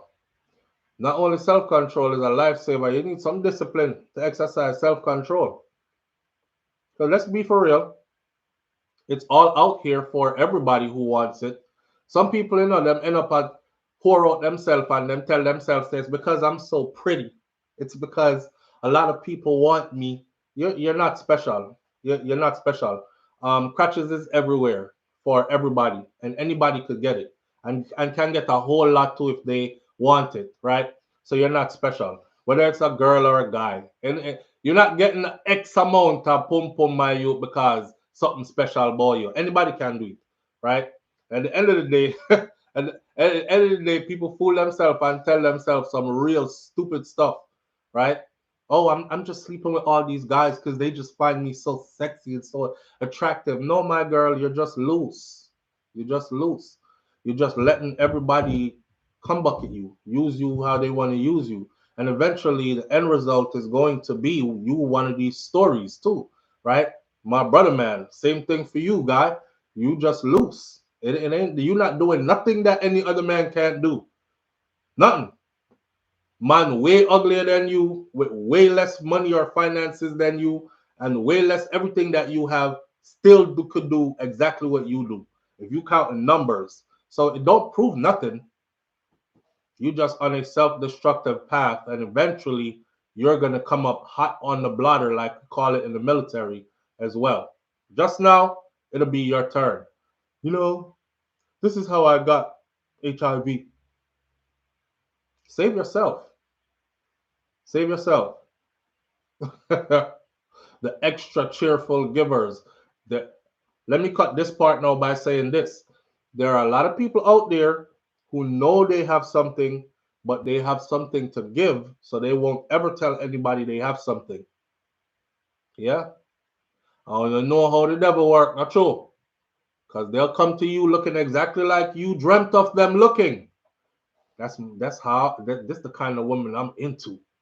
She thick. Oh, you like red girl? She red. She thick. She this. She that. Oh, you like chiseled up body guys? He's a gym instructor, a fitness enthusiast. You like that? That's exactly how he coming to you. Yeah? And next thing you know, let me tell you how I got HIV. Y'all better be aware. Be careful, man. Your body is a temple. It's time for you to start treating it like that, though. Beside my little doses of alcohol, I don't want nothing else in me. There's a lot of people out here with stuff to give, and they don't mind giving it to you. So go and run out. Now, one of the stories that we covered not too long ago was Medikk's story. Dancehall entertainer Medikk. If y'all remember, Medikk's mom came out and said that she is a church woman.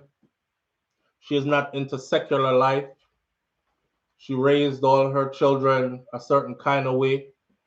She was surprised that her daughter took that path, but she supported her, even though she kept on telling her that, come back to God. And this dancehall thing where I pursue, I'm not really feeling it kind of thing. She was getting mixed up with some unscrupulous people and these things. Well, we covered her story. When she went missing, her mom first put up $500,000. She said if there's anybody that could help her to find her daughter, right?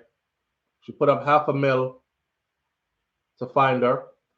No response. She doubled it. She put up $1 million, which is the first time I had ever seen any Jamaican put up $1 million to find their family members. So Medikk's mom had put up a whole $1 million to find her. No response. When they got no response, I said, yeah, she's dead. She dead. Because somebody would have definitely talked for $1 million. Well, her update is finally that they discovered her body and a postmortem was carried out, and the remains of the Jamaican dancehall artist Medikk, whose real name is Stephanie Williams, had led investigators to believe that she died from bullet wounds. Skeletal remains suspected to be those of Medikk were found earlier this year in February, but I didn't carry the story because they weren't sure. They said it was suspected to believe. Well, in a cane field is where they found her in the central parish of St. Catherine. She went missing on August 24th last year, and the skeletal remains were discovered. DNA analysis revealed that it was her. The matter has since been upgraded now to a case of murder.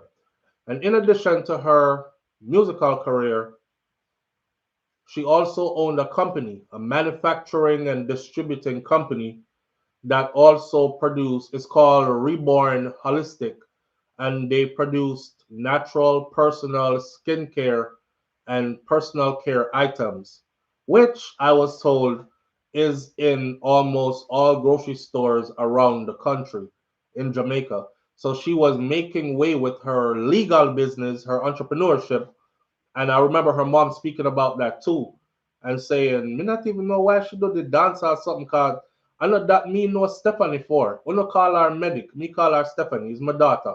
But I don't know her for dancehall music. I know her for her skincare line and her personal body care line that she has. It's a natural care line, a holistic line. And it's in almost all the stores around the country. So she was doing very good with that. And then me or her say about this dancehall something. Well, she died from gunshot wounds.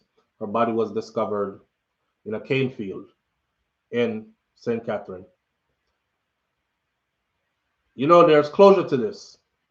Wicked, but it's closure to it. Because I remember them saying, no, that was Donnelly Donaldson's mom saying, if it's even our toe, if it's even a finger, if it's even, could you imagine like wanting just a part of your child? Please just bring me back even one little part of her. Just so I can set up a grave and let that be a memorial to her and say piece of her is buried right here. At least we're sure that she's dead, and you know we can move on from that as time goes by. But when she just disappear off the face of the earth and you never hear nothing about her again, that hurts, because she goes to bed every night having nightmares of different scenarios of things that could be happening to your daughter right now, and your conscience won't let you rest.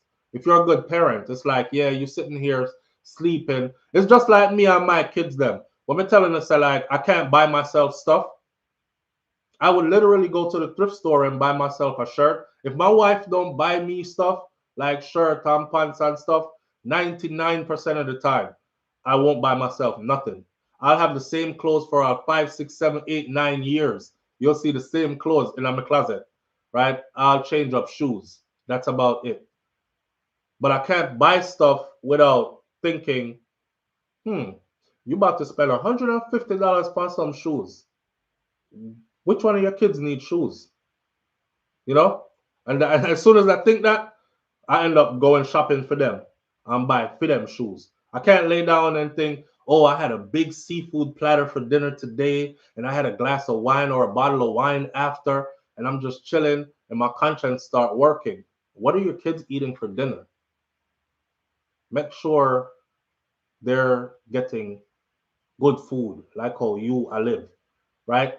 So Donnelly's mother said the same thing. She was like, you know, she go sleep on different scenarios that kick up in her head. I can't imagine one night you go sleep and you see your daughter being prostituted down in Mexico. Cause your mind, I tell you, say she's still alive, but she's been human trafficked. One next part of you, I tell you, say them murder her and dismember and put her in different places, and one next part of you will tell you next night. You need all kinds of scenarios. The scenarios are endless. But this is Medikk. I feel sorry for her, said ended like that for her. But you know, I think there's a message here. That's her. I think there's a message in this though for all the young ladies them out there who are pursuing certain things. You know, there's a backstory to this now because the police said they are investigating certain angles, which I won't get into that because I have on other videos. But there's a message here for the young lady them who are getting to certain things. You know what I'm saying? You want your body done up, you want hair done all the time, you want to have a certain kind of look, you know, you want to be around a certain type of people. I'll tell you like I tell my daughter this. My daughter them little, but I'll tell you like I'm telling them now, because I tell them this their whole life till them big. When you're a woman that's not contributing, man will act like them own you. And if you and poverty is a hell of a thing. And if you start off on the wrong foot, it's gonna be hard to get out. Like a lot of girls gravitate towards guys who have certain things because they themselves, the girls, they grow up poor. Or not necessarily grow up poor, but they grow up where things weren't readily available like that. My advice to you would be pump your brakes, go slow. All the things that you think a man can give you, you can actually get all those things by yourself. You know what I mean? Take your time. I'm talking to my younger sisters now. Take your time. Anything you think man can give you. You like him car? Where my drive? A Beamer? Where my drive? A Market? Or what? You can get that too. Just hold on a little bit, right? Focus. Put in some work, time, and the rest will come.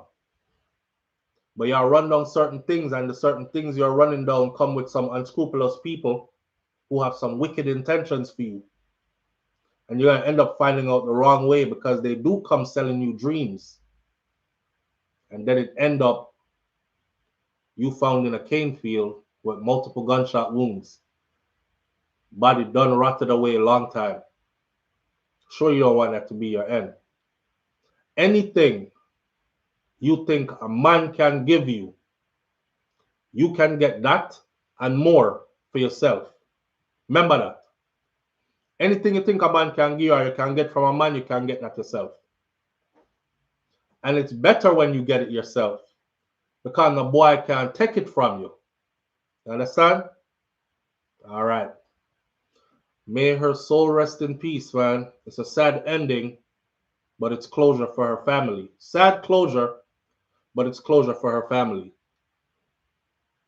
Another big topic now, because I saw somebody who was really famous in Jamaica. I still not call them name because the people them say don't call them name ever again. They don't want me to chat about them no more. Could if I want to, but I won't. I don't know if y'all saw the story. A priest backs Lisa Hanna's push to make rape gender neutral. Oh, no, there's something wrong with that already. A priest backs Lisa Hanna's push to make rape, the act of rape, someone getting raped, gender neutral. Here's how the article went. I want you to give this your intelligence, right? An Anglican priest has shunned the view of some of his religious counterparts to throw his full support behind opposition Member of Parliament Lisa Hanna's motion to redefine sexual intercourse in law to make the act of rape in Jamaica gender neutral.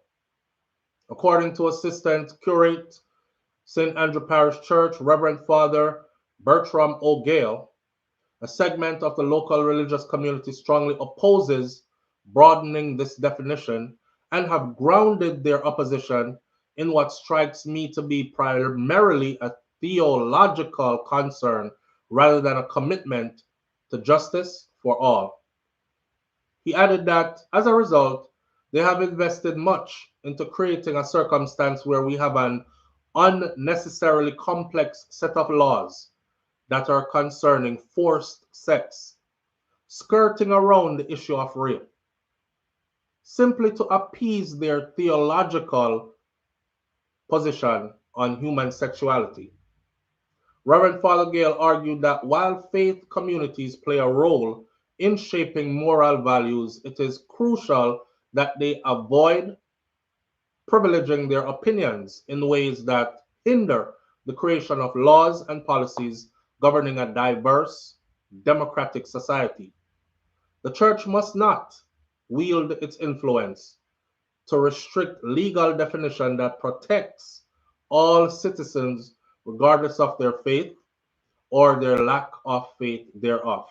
Now, in the motion which she tabled in Parliament last week, Tuesday, Lisa Hanna noted that under Jamaica's law, it is only a man who can rape a woman. I don't know if y'all knew that.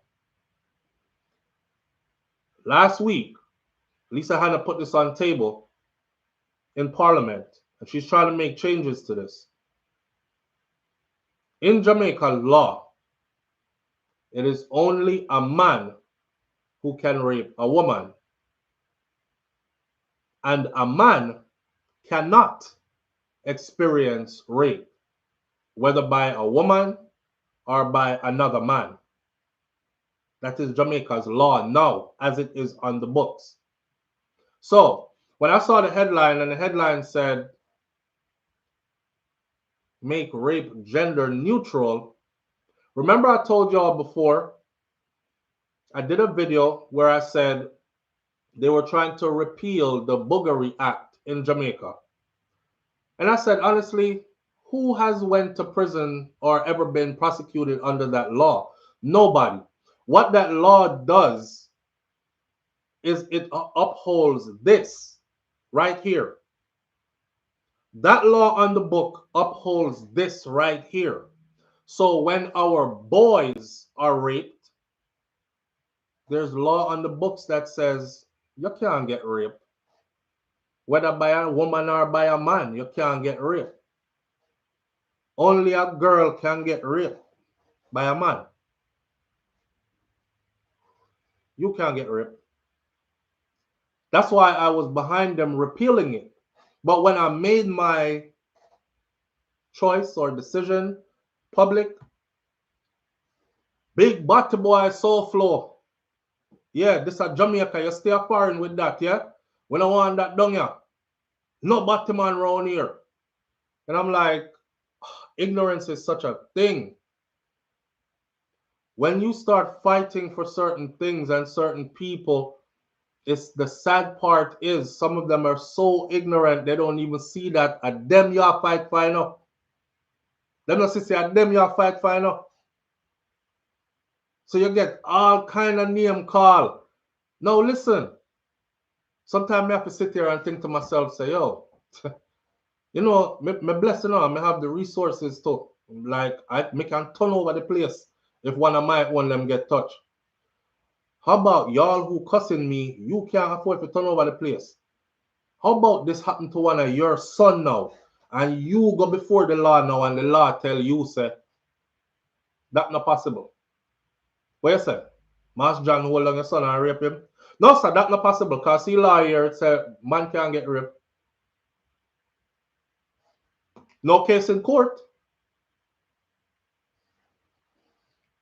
In the motion which she tabled in Parliament last week, Tuesday, Lisa Hanna noted that under Jamaica's law, it is only a man who can rape a woman. So when time one woman hold on a little girl and do what she do with her now, it don't constitute rape. And a man cannot experience rape, whether by a man or by a woman. That's the law.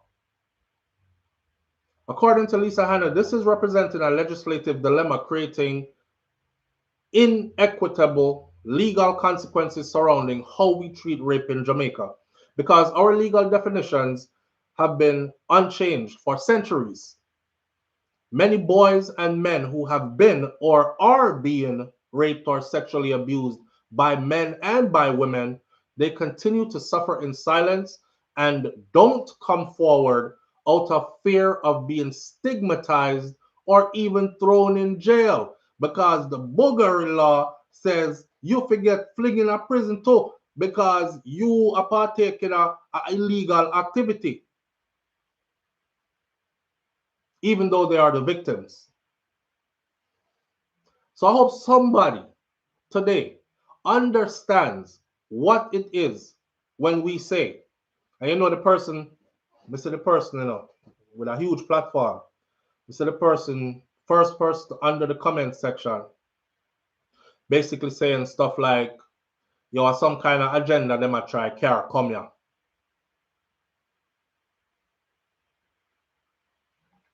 When you wrong and strong, when you ignorant as hell but trying to lead a masses of people with you, why? That can be dangerous enough. According to Lisa Hanna, this is representing this dilemma because our legal definition has been unchanged for centuries. Many men and boys who have been or are being raped or sexually abused by women and men continue to suffer in silence, and they don't come forward out of the fear of being stigmatized or thrown in jail as well, even though they are the victims. Reverend Father Gale further argued that the current definition of rape limited to non-consensual penile penetration of the vajayjay by a man includes many victims who endure horrific acts of sexual violence and do not fit this narrow definition. You know, have a pum-pum so you couldn't get raped. He said that such a limitation is not reflective of a just and an inclusive society. So again, when I saw the headline, you can go to the Jamaica Observer and you can look up priest backs Lisa's push to make rape gender neutral and read the rest of that article for yourself. I didn't read all of it for you. I just read about halfway, right? Just the headline alone. Priest backs Lisa's push to make rape gender neutral. First thing I said to myself was, who would oppose that? Who would oppose that? Rape is gender neutral. Who would oppose that? But that's to show you the kind of laws we have on the books in Jamaica really need to be overhauled. Some things there need to be scratched out altogether. Some things need to be amended because it kind of work, but it just need a fix up. You know what I mean? Some of the things just need to be done away with, period.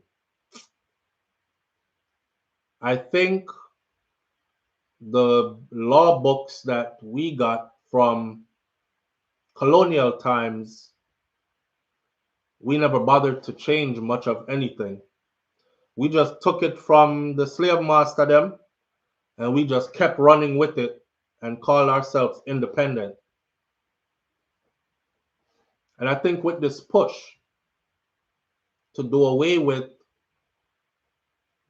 the crown as head of state for Jamaica and do away with Privy Council and rewrite the Constitution, I think these are some of the things that need an overhaul in our laws.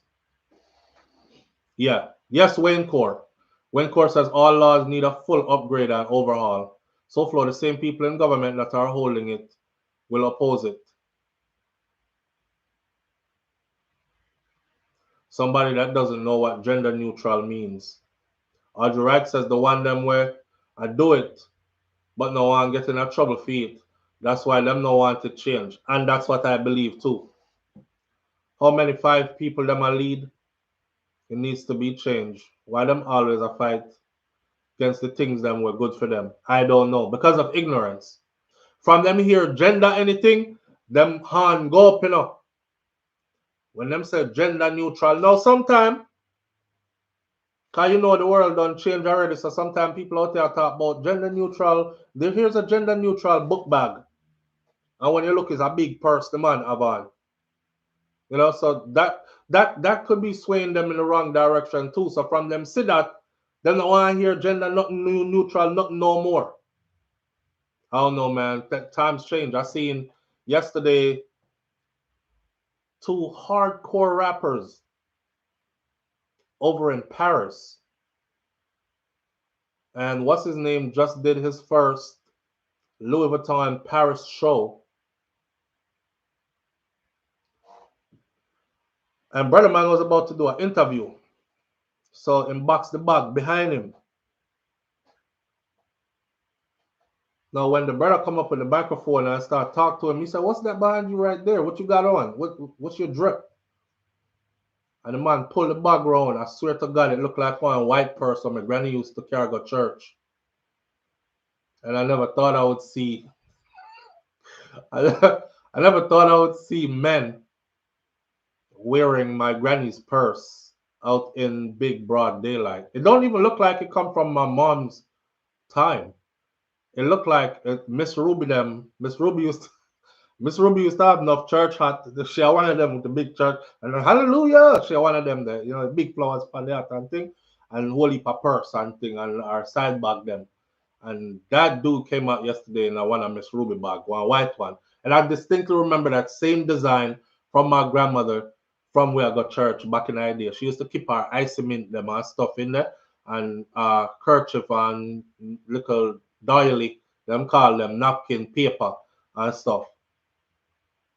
But anyway, back to this. You know, people making these bags nowadays and they say gender neutral.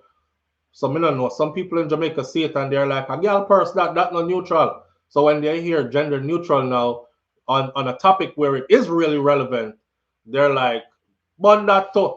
Bun that too. I come with some kind of. But I'm here to tell the people in Jamaica that rape is gender neutral. And on our books, our laws in Jamaica, we need to make sure that it says so, that it is gender neutral, because everybody can get raped. Right? Right. All right. The one them where I do it but don't want in here. All right. All right. Last story I know. Here is a segue into something similar, but this is a story from a mother and a daughter. Remember me telling you, say, it's full time we put trust in God and not man. And every time you see somebody put on a certain kind of uniform that holds a certain position of authority, it doesn't mean that person's inside is changed, right? Like a sick psycho puts on a police uniform, he doesn't stop being a sick psycho. You understand? A rapist or a pedophile puts on a three-piece suit or a gown and a cross around his neck and a Bible in him hand and say he's pastor this or he is father this of that church. It doesn't take away his core person that he is a pedophile or he's a rapist. We put trust in people that we should never put trust in. And I'm not saying don't trust pastor, don't trust preacher. I'm saying don't put your trust 100% in no human being. Trust God alone. Humans are humans and they will disappoint. Yeah. And some of them have some sick things that go on in their mind too, and they mask it very well.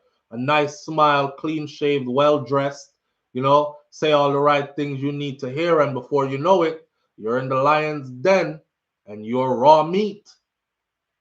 A 76-year-old woman and her 58-year-old child have vowed to expose this pastor who they say raped both of them years ago.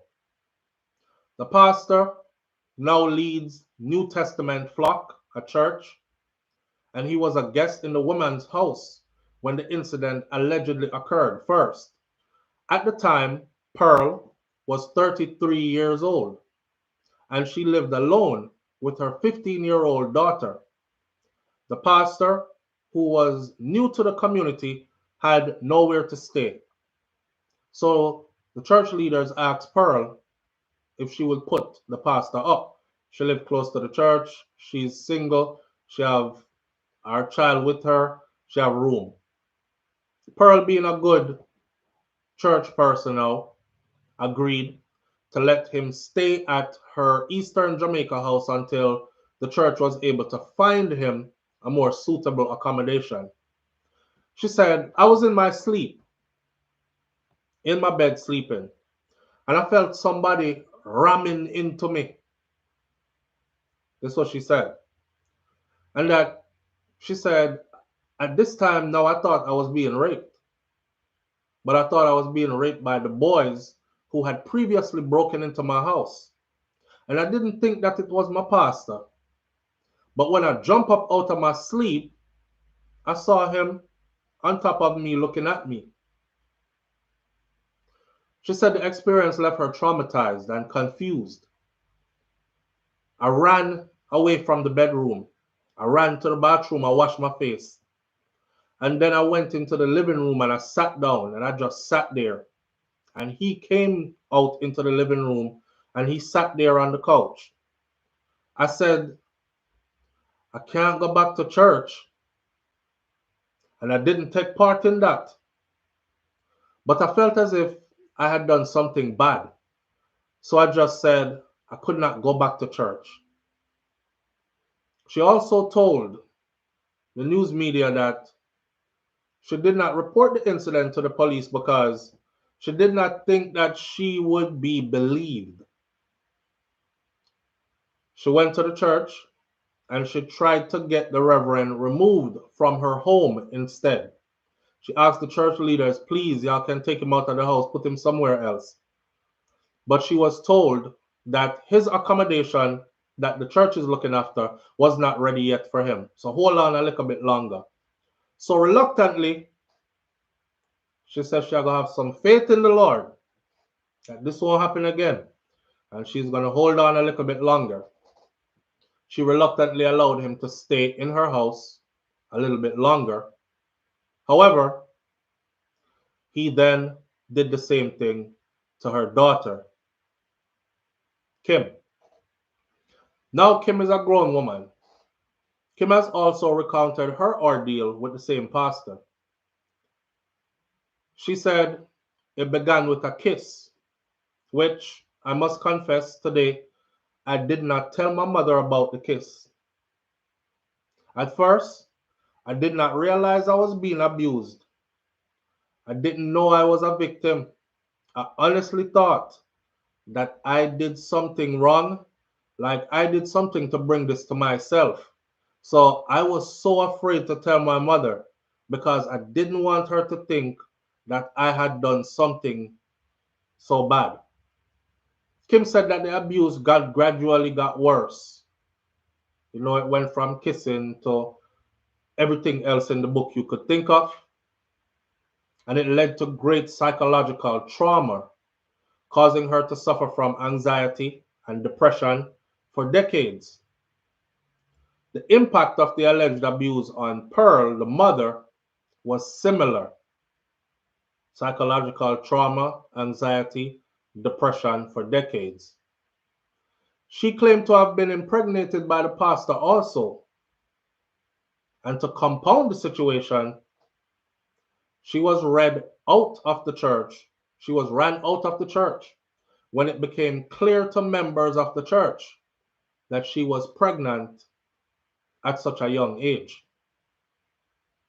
It was so devastating that it led her to try to commit suicide while she was pregnant. I remember the morning I got up and I took about 60 pills, one by one, because I just wanted it all to end. Pearl said that she had asked to leave the church and then she was ridiculed by the community for wanting to leave the church. I couldn't take it. I had to run away. It was just too much. Everywhere I turned, someone was laughing at me or treated me like I did something wrong, even though this man raped me.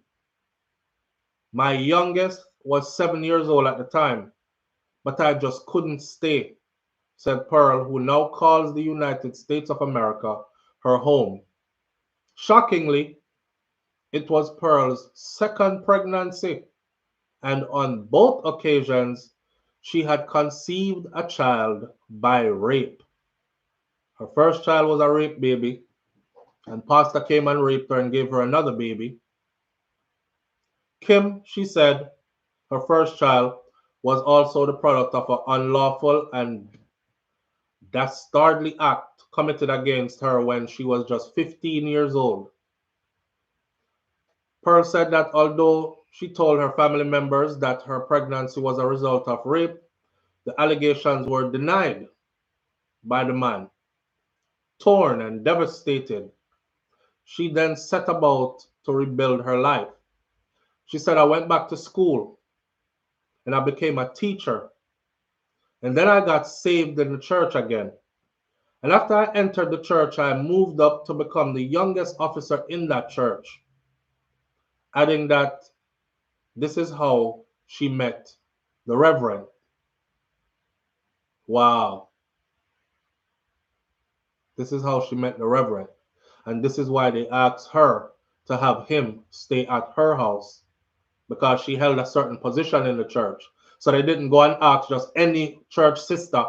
Sister Mary, you have space over your yard, man. You don't have no man, and you're there with your one picnic. You can make Reverend Blake stay over the house there until we get him a place. No, it was because of her position that she had overcome one rape ordeal and had been moving on with her life, went back to school, became a school teacher, even, right, raising her child. And the position she played in the church is how she met this Reverend. However, it was not until 3 years ago that Pearl told Kim how her younger sister was conceived. And that was when Kim told her mother about what the pastor did to her, knowing now that he did that to the mother as well. When I told her what happened, I felt so crappy. I still can't believe that this was happening to her. I started hating myself, Pearl said, as her voice began to crackle. The woman, determined that the pastor should be called to answer for his alleged deeds, wrote to the administrative bishop of the church to inform him of these allegations.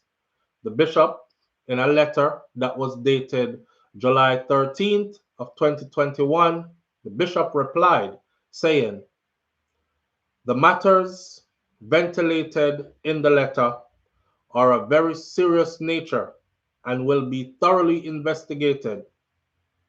Kim was told that the church's National Executive Council has concluded that a hearing needs to be held to allow the pastor to answer to these allegations. The pastor, the letter said, will be required to answer to the charge of unbecoming ministerial conduct. But Kim has been told that she must first return to Jamaica in order to attend that hearing. So if she doesn't return to Jamaica and attend the hearing and go face to face with this man, then there's nothing that they will do. Meanwhile, the bishop, contacted by this same newspaper, he refused to comment on the issue, yet the women have vowed to continue fighting. I want the world to know what he did to us. He doesn't deserve to stand on any pulpit and to be in front of any church. And even though this happened to us many years ago, we're still suffering because of it, Kim said. Now, you must know that the names were changed in this to protect their identity because they're trying to deal with it first behind the scenes. See, no big proof is needed here.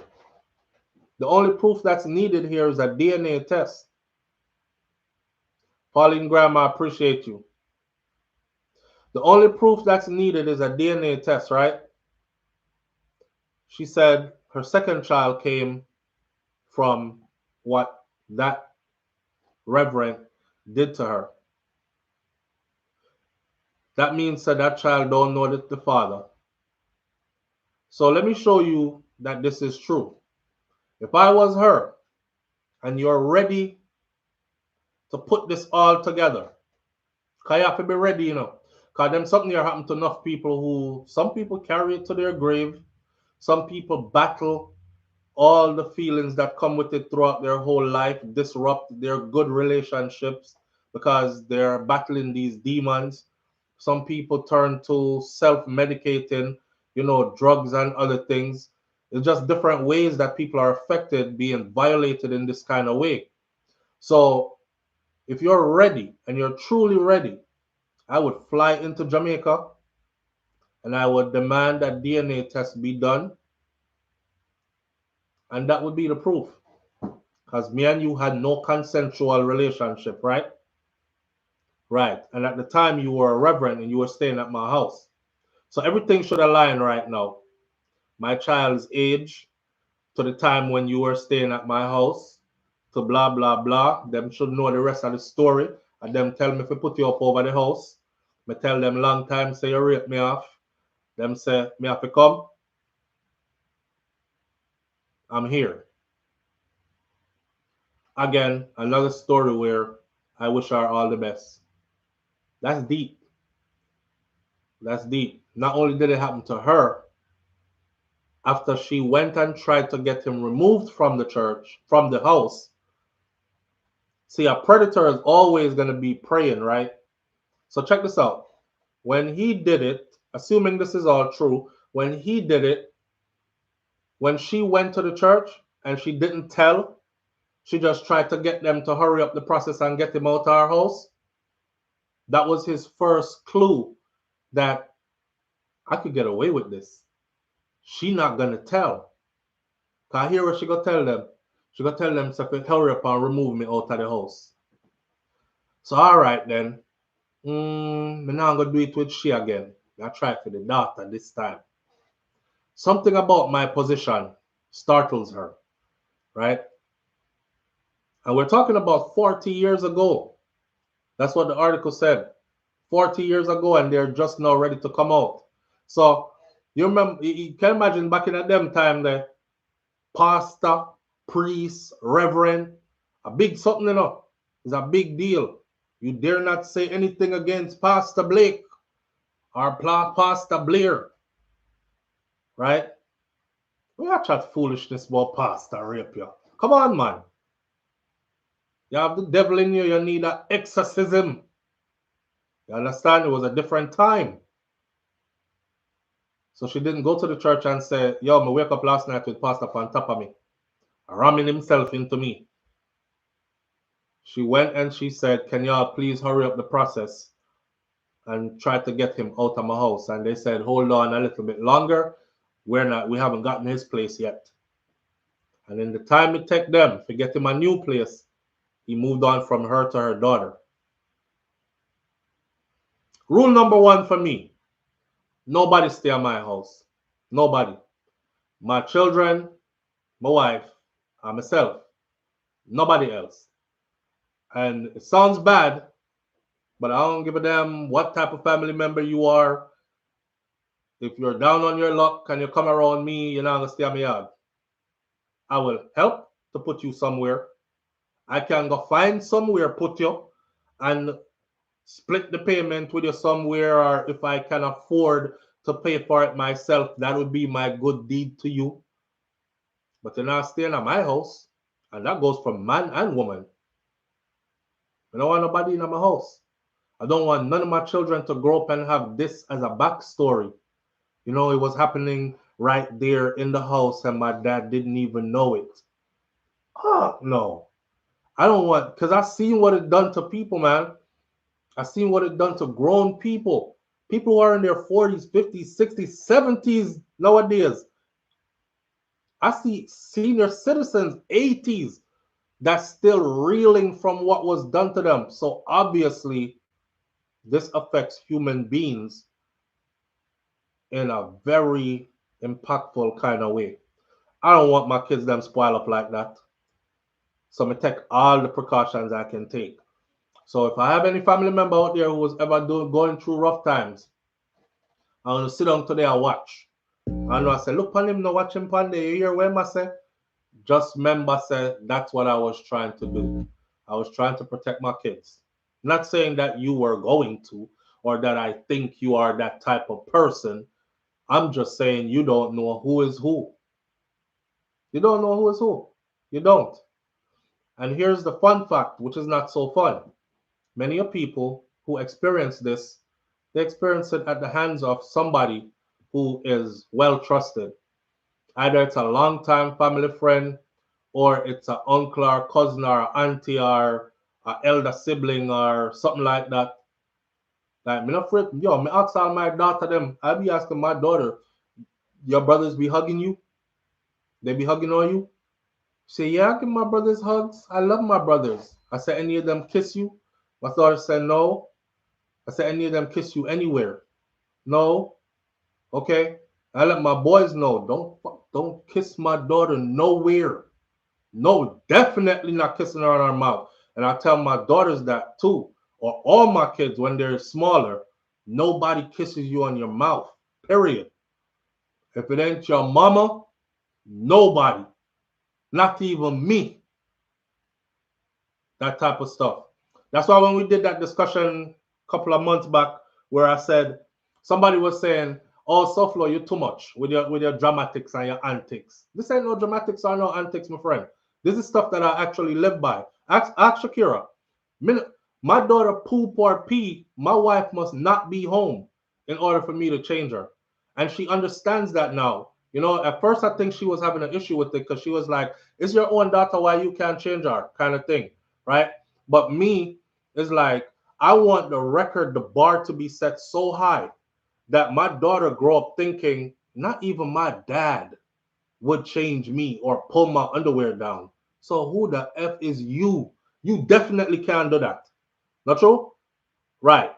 So I don't even want any kind of confusion there where she's like, well, my dad's a guy and he changed me, so this guy can pull my panties down too. No, me set standards. Like I will deal with the boys. I'll be in the bathroom, I'll wipe butt, I'll potty train, I'll do everything.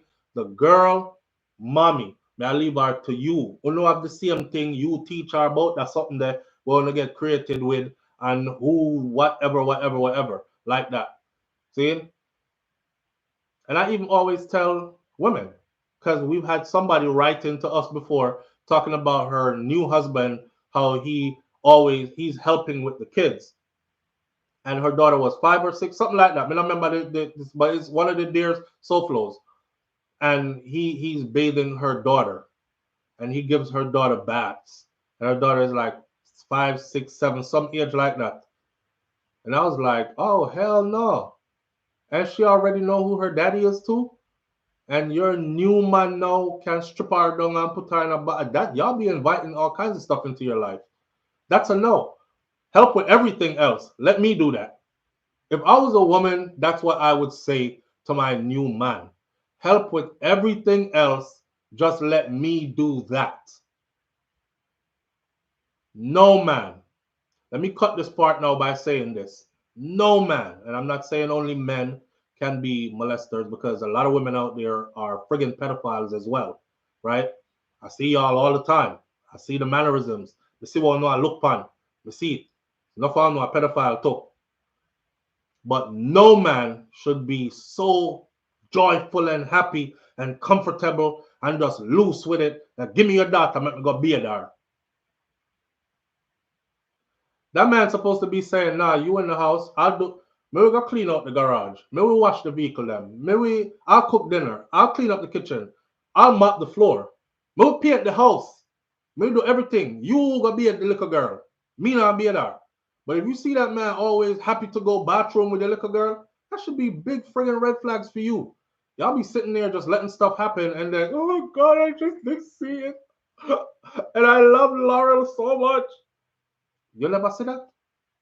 You never see Ross excitement every time you carry your little daughter go to the bathroom? Eh? Why you let him do it anyways?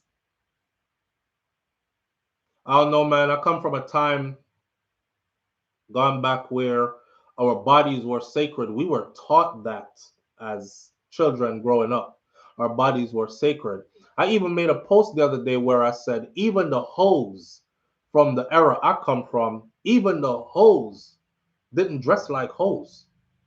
You had to know say a girl did a whore out herself to be privy to that kind of information because for one, there wasn't no social media and they weren't proud of it, even though they were doing it. And if they were proud of it, it was in their little circle alone because it wasn't something that would be widely spread and everybody would be proud of it. Leave her, make sure live her life. It was a badge of disgrace, right? So I come from the era where everybody covered up. Everybody dressed a certain kind of way. Even when you was dancing a freaky kind of way, yeah, dance. Go back and look at the 90s and 80s video them. Everybody have on clothes. Nowadays, it's hard to tell who's hoeing from who just like to dress like a hoe. You know what I mean? Hoe fashion done turned into regular everyday fashion now. Why her whole pum-pum jaw outside? You could literally count the two sides of the vagina. The shorts so tight, her asshole falling out in the streets. She outside with two band-aid across each nipple and no other clothes on. What up? Oh, leave her alone. She like dressing sexy. That's sexy. Oh, okay. Yeah. No, son, I come from one era where them people here close your legs. And I still do it to my daughter too. Close your legs. Every time, close your legs. You're a girl. You don't sit like that. Don't sit with your leg wide open like that. Live on the air with SouFLo. Good morning. Yes, morning again. Morning. This is where I disagree with you with your father, mother, I understand what mother to do for girl child and stuff like that. But let me paint the worst case scenario for you. What if Shakira should say, guy, your mom is not there. Shakira, mother not there.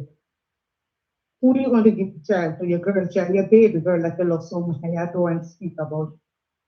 No, man, you're misunderstanding me then. No, I'm not misunderstanding. I heard you say it a long time, not only this morning. But you misunderstand. Yeah, but you misunderstand. I said, you missed this part where I said, it, as long as my wife is around. Okay, right. Well, maybe missed the part. Yeah, you definitely missed the part there. I have changed my daughter. I have given her a bath, but no man, me do it. Me change her already when our mother not there. Our mother go school or she go some appointment or something. Me and you, which one did I prefer change that? You or me? Yeah, but that's something when me take pleasure in doing. And to tell you the truth. No, I understand. I can. Right. So to tell you the truth, sometimes when me know I'm supposed to do it, me even left it. Me left it till she come back. Yeah. Me left it till she come back. But yeah, you have dirty man and you have good man. Cause me did have one father. Great. Me know you want going on. But look here, me did live with my father and I'm 6 years old. You know, when I turned out, I started to love my father. When I saw in the news how many fathers that abused their people, and I was like, God, Lord had this mercy of our father, but he didn't think those dirty thoughts never crossed his mind. Right. And I love my dad so much. I was sleeping with my dad. I was. As in sleeping in the same bed with him, right? Same bed when you're poor. Right. But me, I went to the and your daddy not do nothing to you? Nothing. All right. So then the person across him, man, and the teenage sister, they live with it, the big brother, nothing like that. So me applaud the good fathers then. And you have good fathers. So me know you have to drop when you want me to kill. But me tell you, say, me, you can speak to my father. You get blessed. Kill my mother. Not blessed, man. So kill my mother come through it. You understand me? So we know all of this. But one, not change your point, something quick. Me didn't want to find out about me here. Somebody call you about it. Because so you don't have really good phone to put up. And can't show a good video, but somebody talk to you about it. So yeah, man, but the point still I get across same way, you know. I'll get to it. Okay. Yes, man, do it because that's why you don't interview cartel when you come out. I saw. You care. That would Me, not I be one an of the person in-person then. interview, my friend. No, no. We have flight to Me Jamaica for understand. that. Because me, I said, when you come out, if I that interview, you don't do. Regardless, it's still go viral. We know that. But me, I one of the person who wanted love to take cartel, but flip it around now. Remember? To love him. Remember? You remember me? Yeah, remember. Look here. We have time again. No, because when you look people are supposed to only have to listen, you know. Right. Because you have to put yourself in the shoes, and that's why I tell people say you have to listen to people who you can learn from, people who compliment you, and then you can understand and great understand. Absolutely. Good spirited conversation you have with the morning before. Whether him don't like content, like when people talk, they can mean against the thing and they hate or they like and stuff like that. Right. But when you can bring the point across, people not call you, don't tell people come off of the phone. Make people have conversation and you can back it out. You understand? Right. You can rebut and blah blah and all of that. Right. Absolutely. And yes, and those are how we see that. Thank you for going on my price, you know. We should have booked up, you know. I just want to book up you there. And my friend I go last and I go leave, you know. All right. Or can send over $100 because all my right, friend man. said instant. Instant my friend called me and said, "Mo want half of the money because she start listen from start." So me tell her to join the live because it was very important. Bye. Has she tell you which video? No, you're bright. You're bright. Boy, me listen, let me tell you this. You're going to say for this one and cartel video where you post 8 years ago. I don't know if you were thinking about it. It popped up and I had to watch it because I want everything. Because sometimes it's a big you drop something can be there at work and you want something to see and want good energy, something that makes sense. You understand? And instead of go what your hamster bones still trust me. When you talk, you talk true because we know about them people that say nobody else can talk about it. And when we listen, they only can say, boy, trust me more than you can come my road, you know, matter. We have disagreement and stuff like but no one can come my road. You say, then squeeze him as much. So turn out. Post the first video where you do on YouTube today in the chat room. No one see. Please and thank. All right. Manners. Love you. Bye. Bye-bye. All right. Listen. I know that segment might have been triggering because there might be somebody in here who have been through stuff like that before. I mean, never mean for just dash the topic per owner, so you know. So my apologies for just bringing out that topic right there. But on your healing journey, though, if you're working at being healed from traumas like that has happened to you, I wish you all the best. You know, continue to work at it.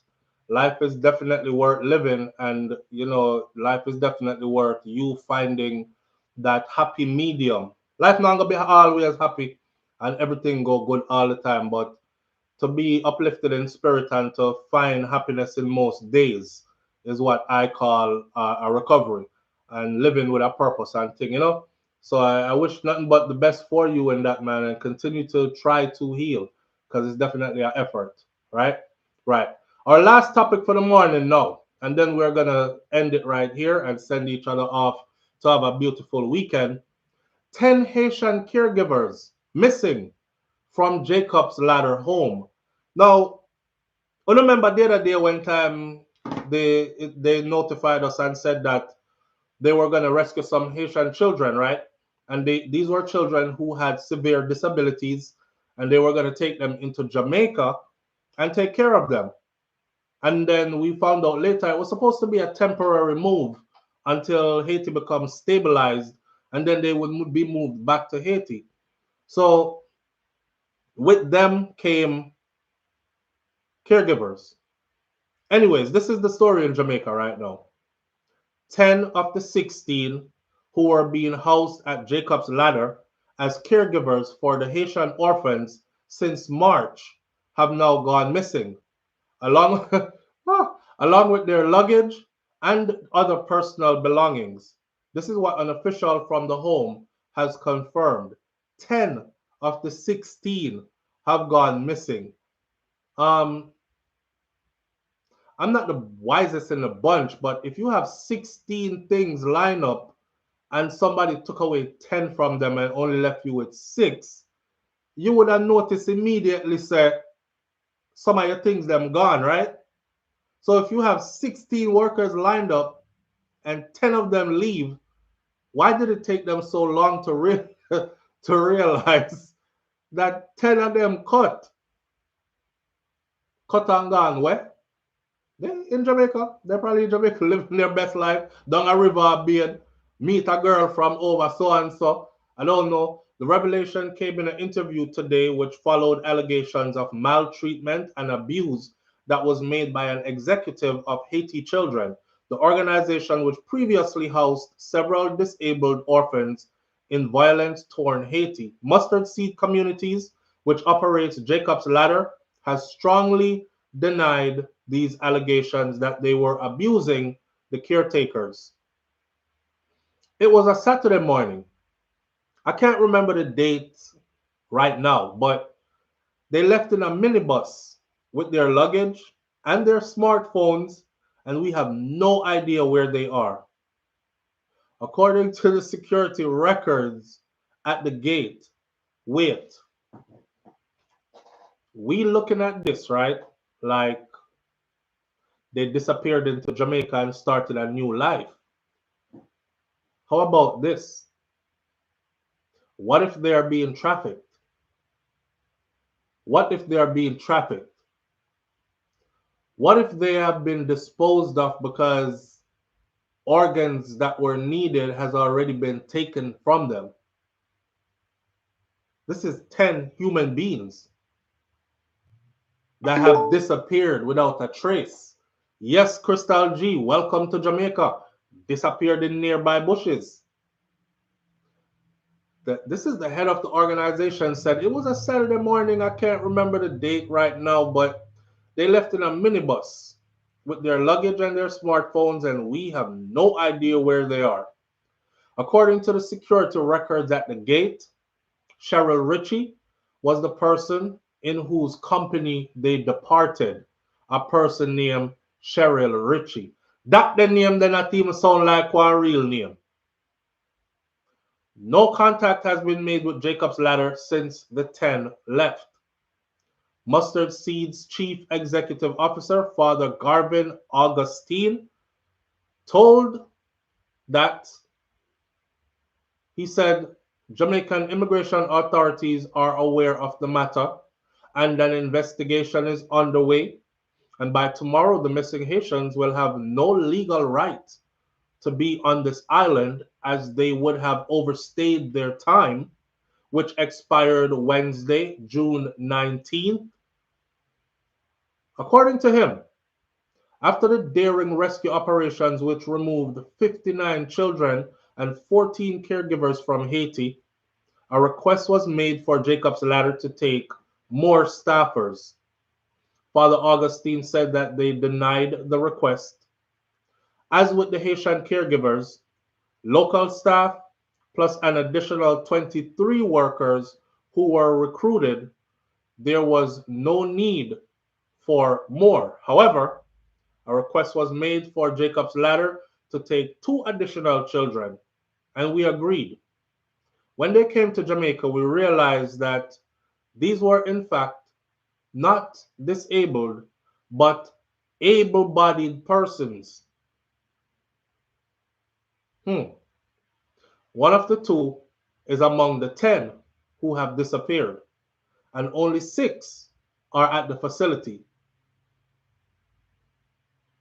So one of the children is among the 10 who are missing. One of the 2 is among the 10 who have disappeared. So I want to pick them missing too.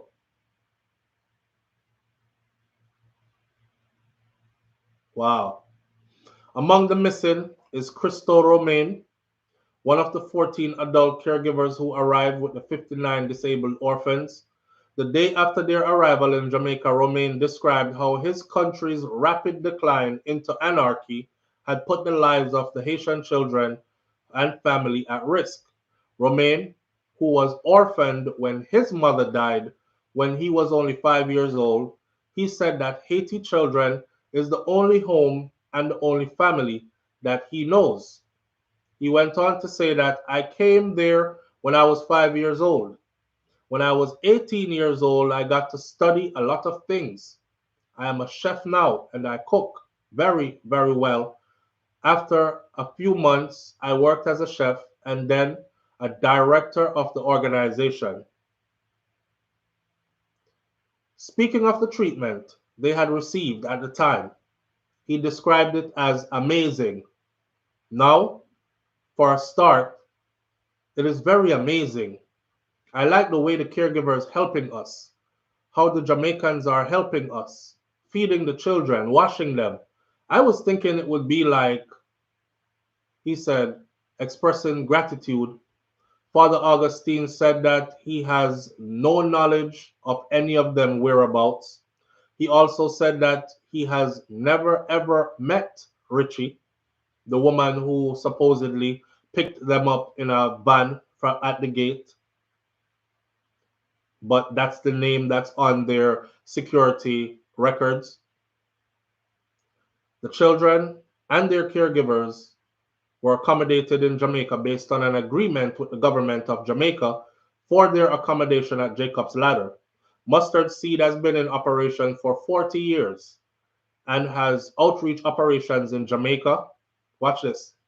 In Jamaica, they have outreach operations in Jamaica, Nicaragua, Dominican Republic, Malawi, Zimbabwe.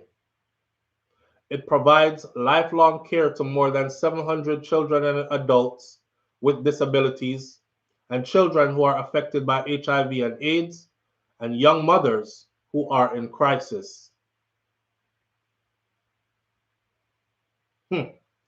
I started out making jokes. I was gonna make a joke and laugh, but something in my mind said, this might be serious. This might be serious. And guess what? That able-bodied child that they said, this is how they said the able-bodied child come to them, when they accepted the other group. They got a call from Haiti saying they got 2 more. Please take the 2 more and some adults. They said we can't take the adults because we already have enough adults, but we would take the 2 more children. But when the children arrived, they realized that one of them was a fully able-bodied, nothing wrong with him kind of child. Another headline in Jamaica news says, Haitian orphan missing. A disabled child that was taken for surgery at BCH but not brought back to Mustard Seed facility. Say Mustard Seed again. The boy has a severe issue that has his joints very contracted. He supposedly had surgery performed at Bustamante Children's Hospital. He is no longer in the custody and care of the Mustard Seed community, and them can't find him at the hospital neither.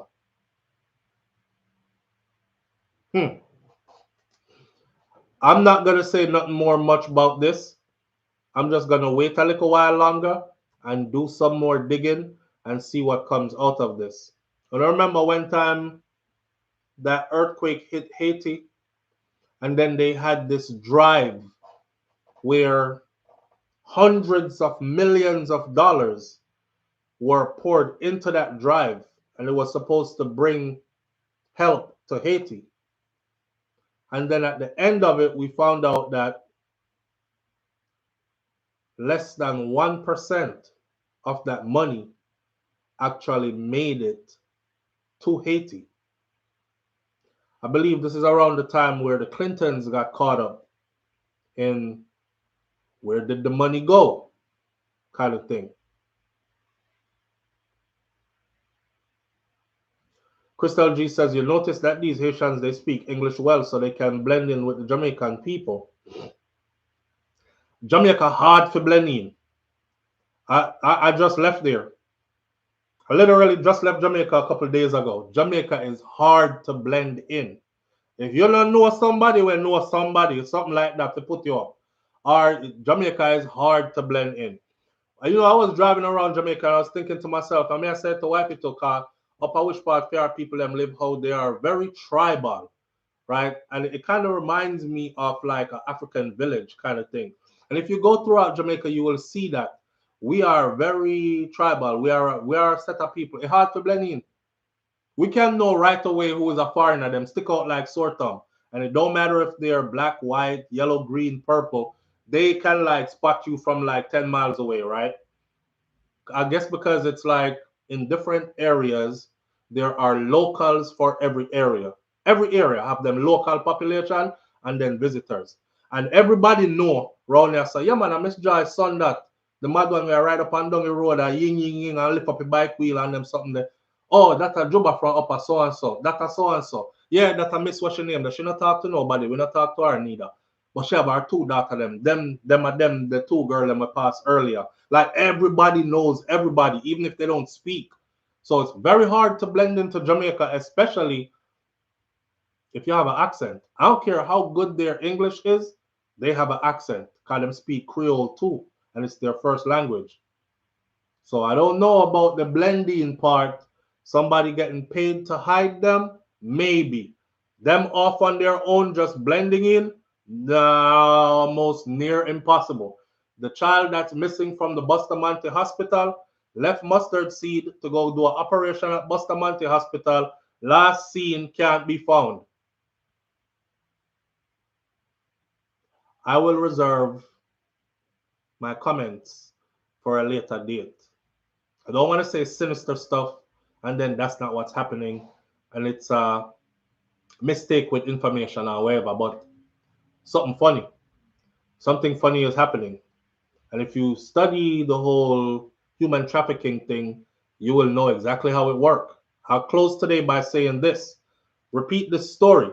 I was watching a human trafficking documentary, and the human trafficking documentary trailed from Dominican Republic, Jamaica, Haiti, those little islands in that circle right there, because you know we're all close right there, right?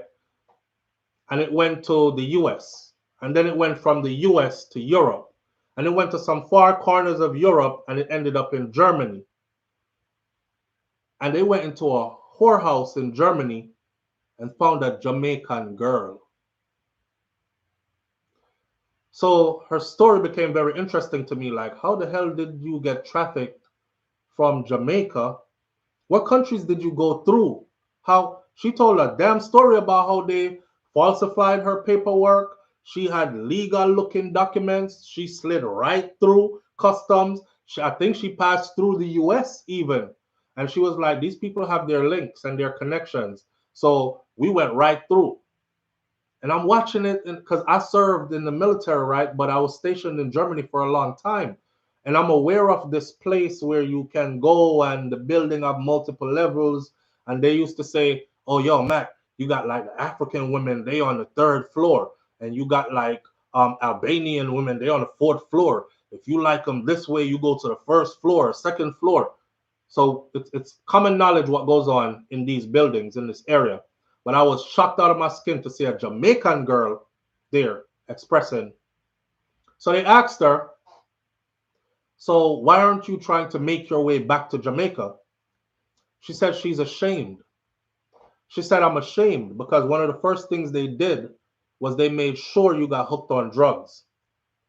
Even got to a point one time where she ran away.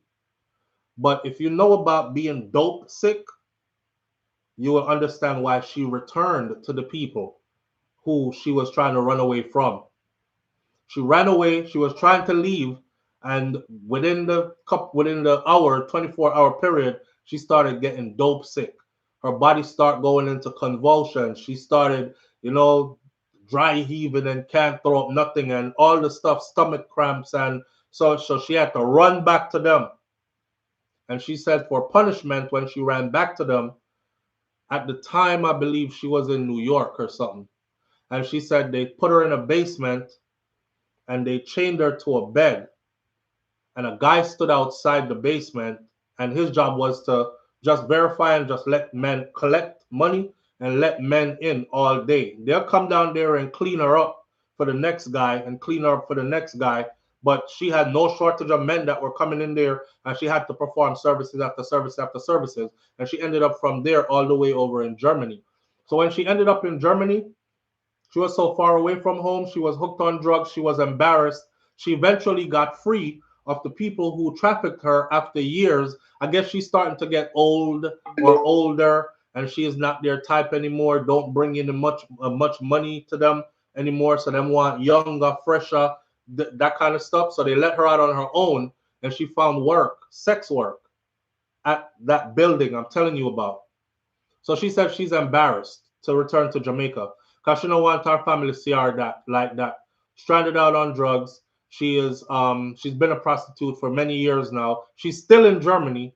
She don't make it back to Jamaica yet. So we don't know where these stories go. 10 people just missing just so. Leader of the organization that invited them here says we have no clue where they went. It could be anything. I was going to start off running jokes about it, but something in me said don't run no joke yet. If them start finding them around Jamaica, then I'll have plenty of jokes. But I don't have no jokes for it right now. We're going to leave this one here this morning. Listen, the weekend is here. Uplift your vibration. Surround yourself with people that love you and with people that you love. Life is too short, right? Make amends and all these kind of things. Fill yourself with love. Manners and respect to each and every one of you. I appreciate you greatly. This weekend, because it's the weekend now, you will get to see the video footage from stuff that we filmed while we were in Jamaica recently. I didn't want to put the vlogs up during the week while we are doing so many other topics. So we will save them for the weekend and we will release them on weekends. For the person who won the $100 this morning, we're over now. Please call me back and send me your information. Do not text it to me because my WhatsApp is very, very crowded and busy and I might not see it. Call me and I will have your money to you in short order. All right? BM, big up yourself. Manners and respect to each and every one of you, man. God go with you, go with God. All right? I'm out. Peace.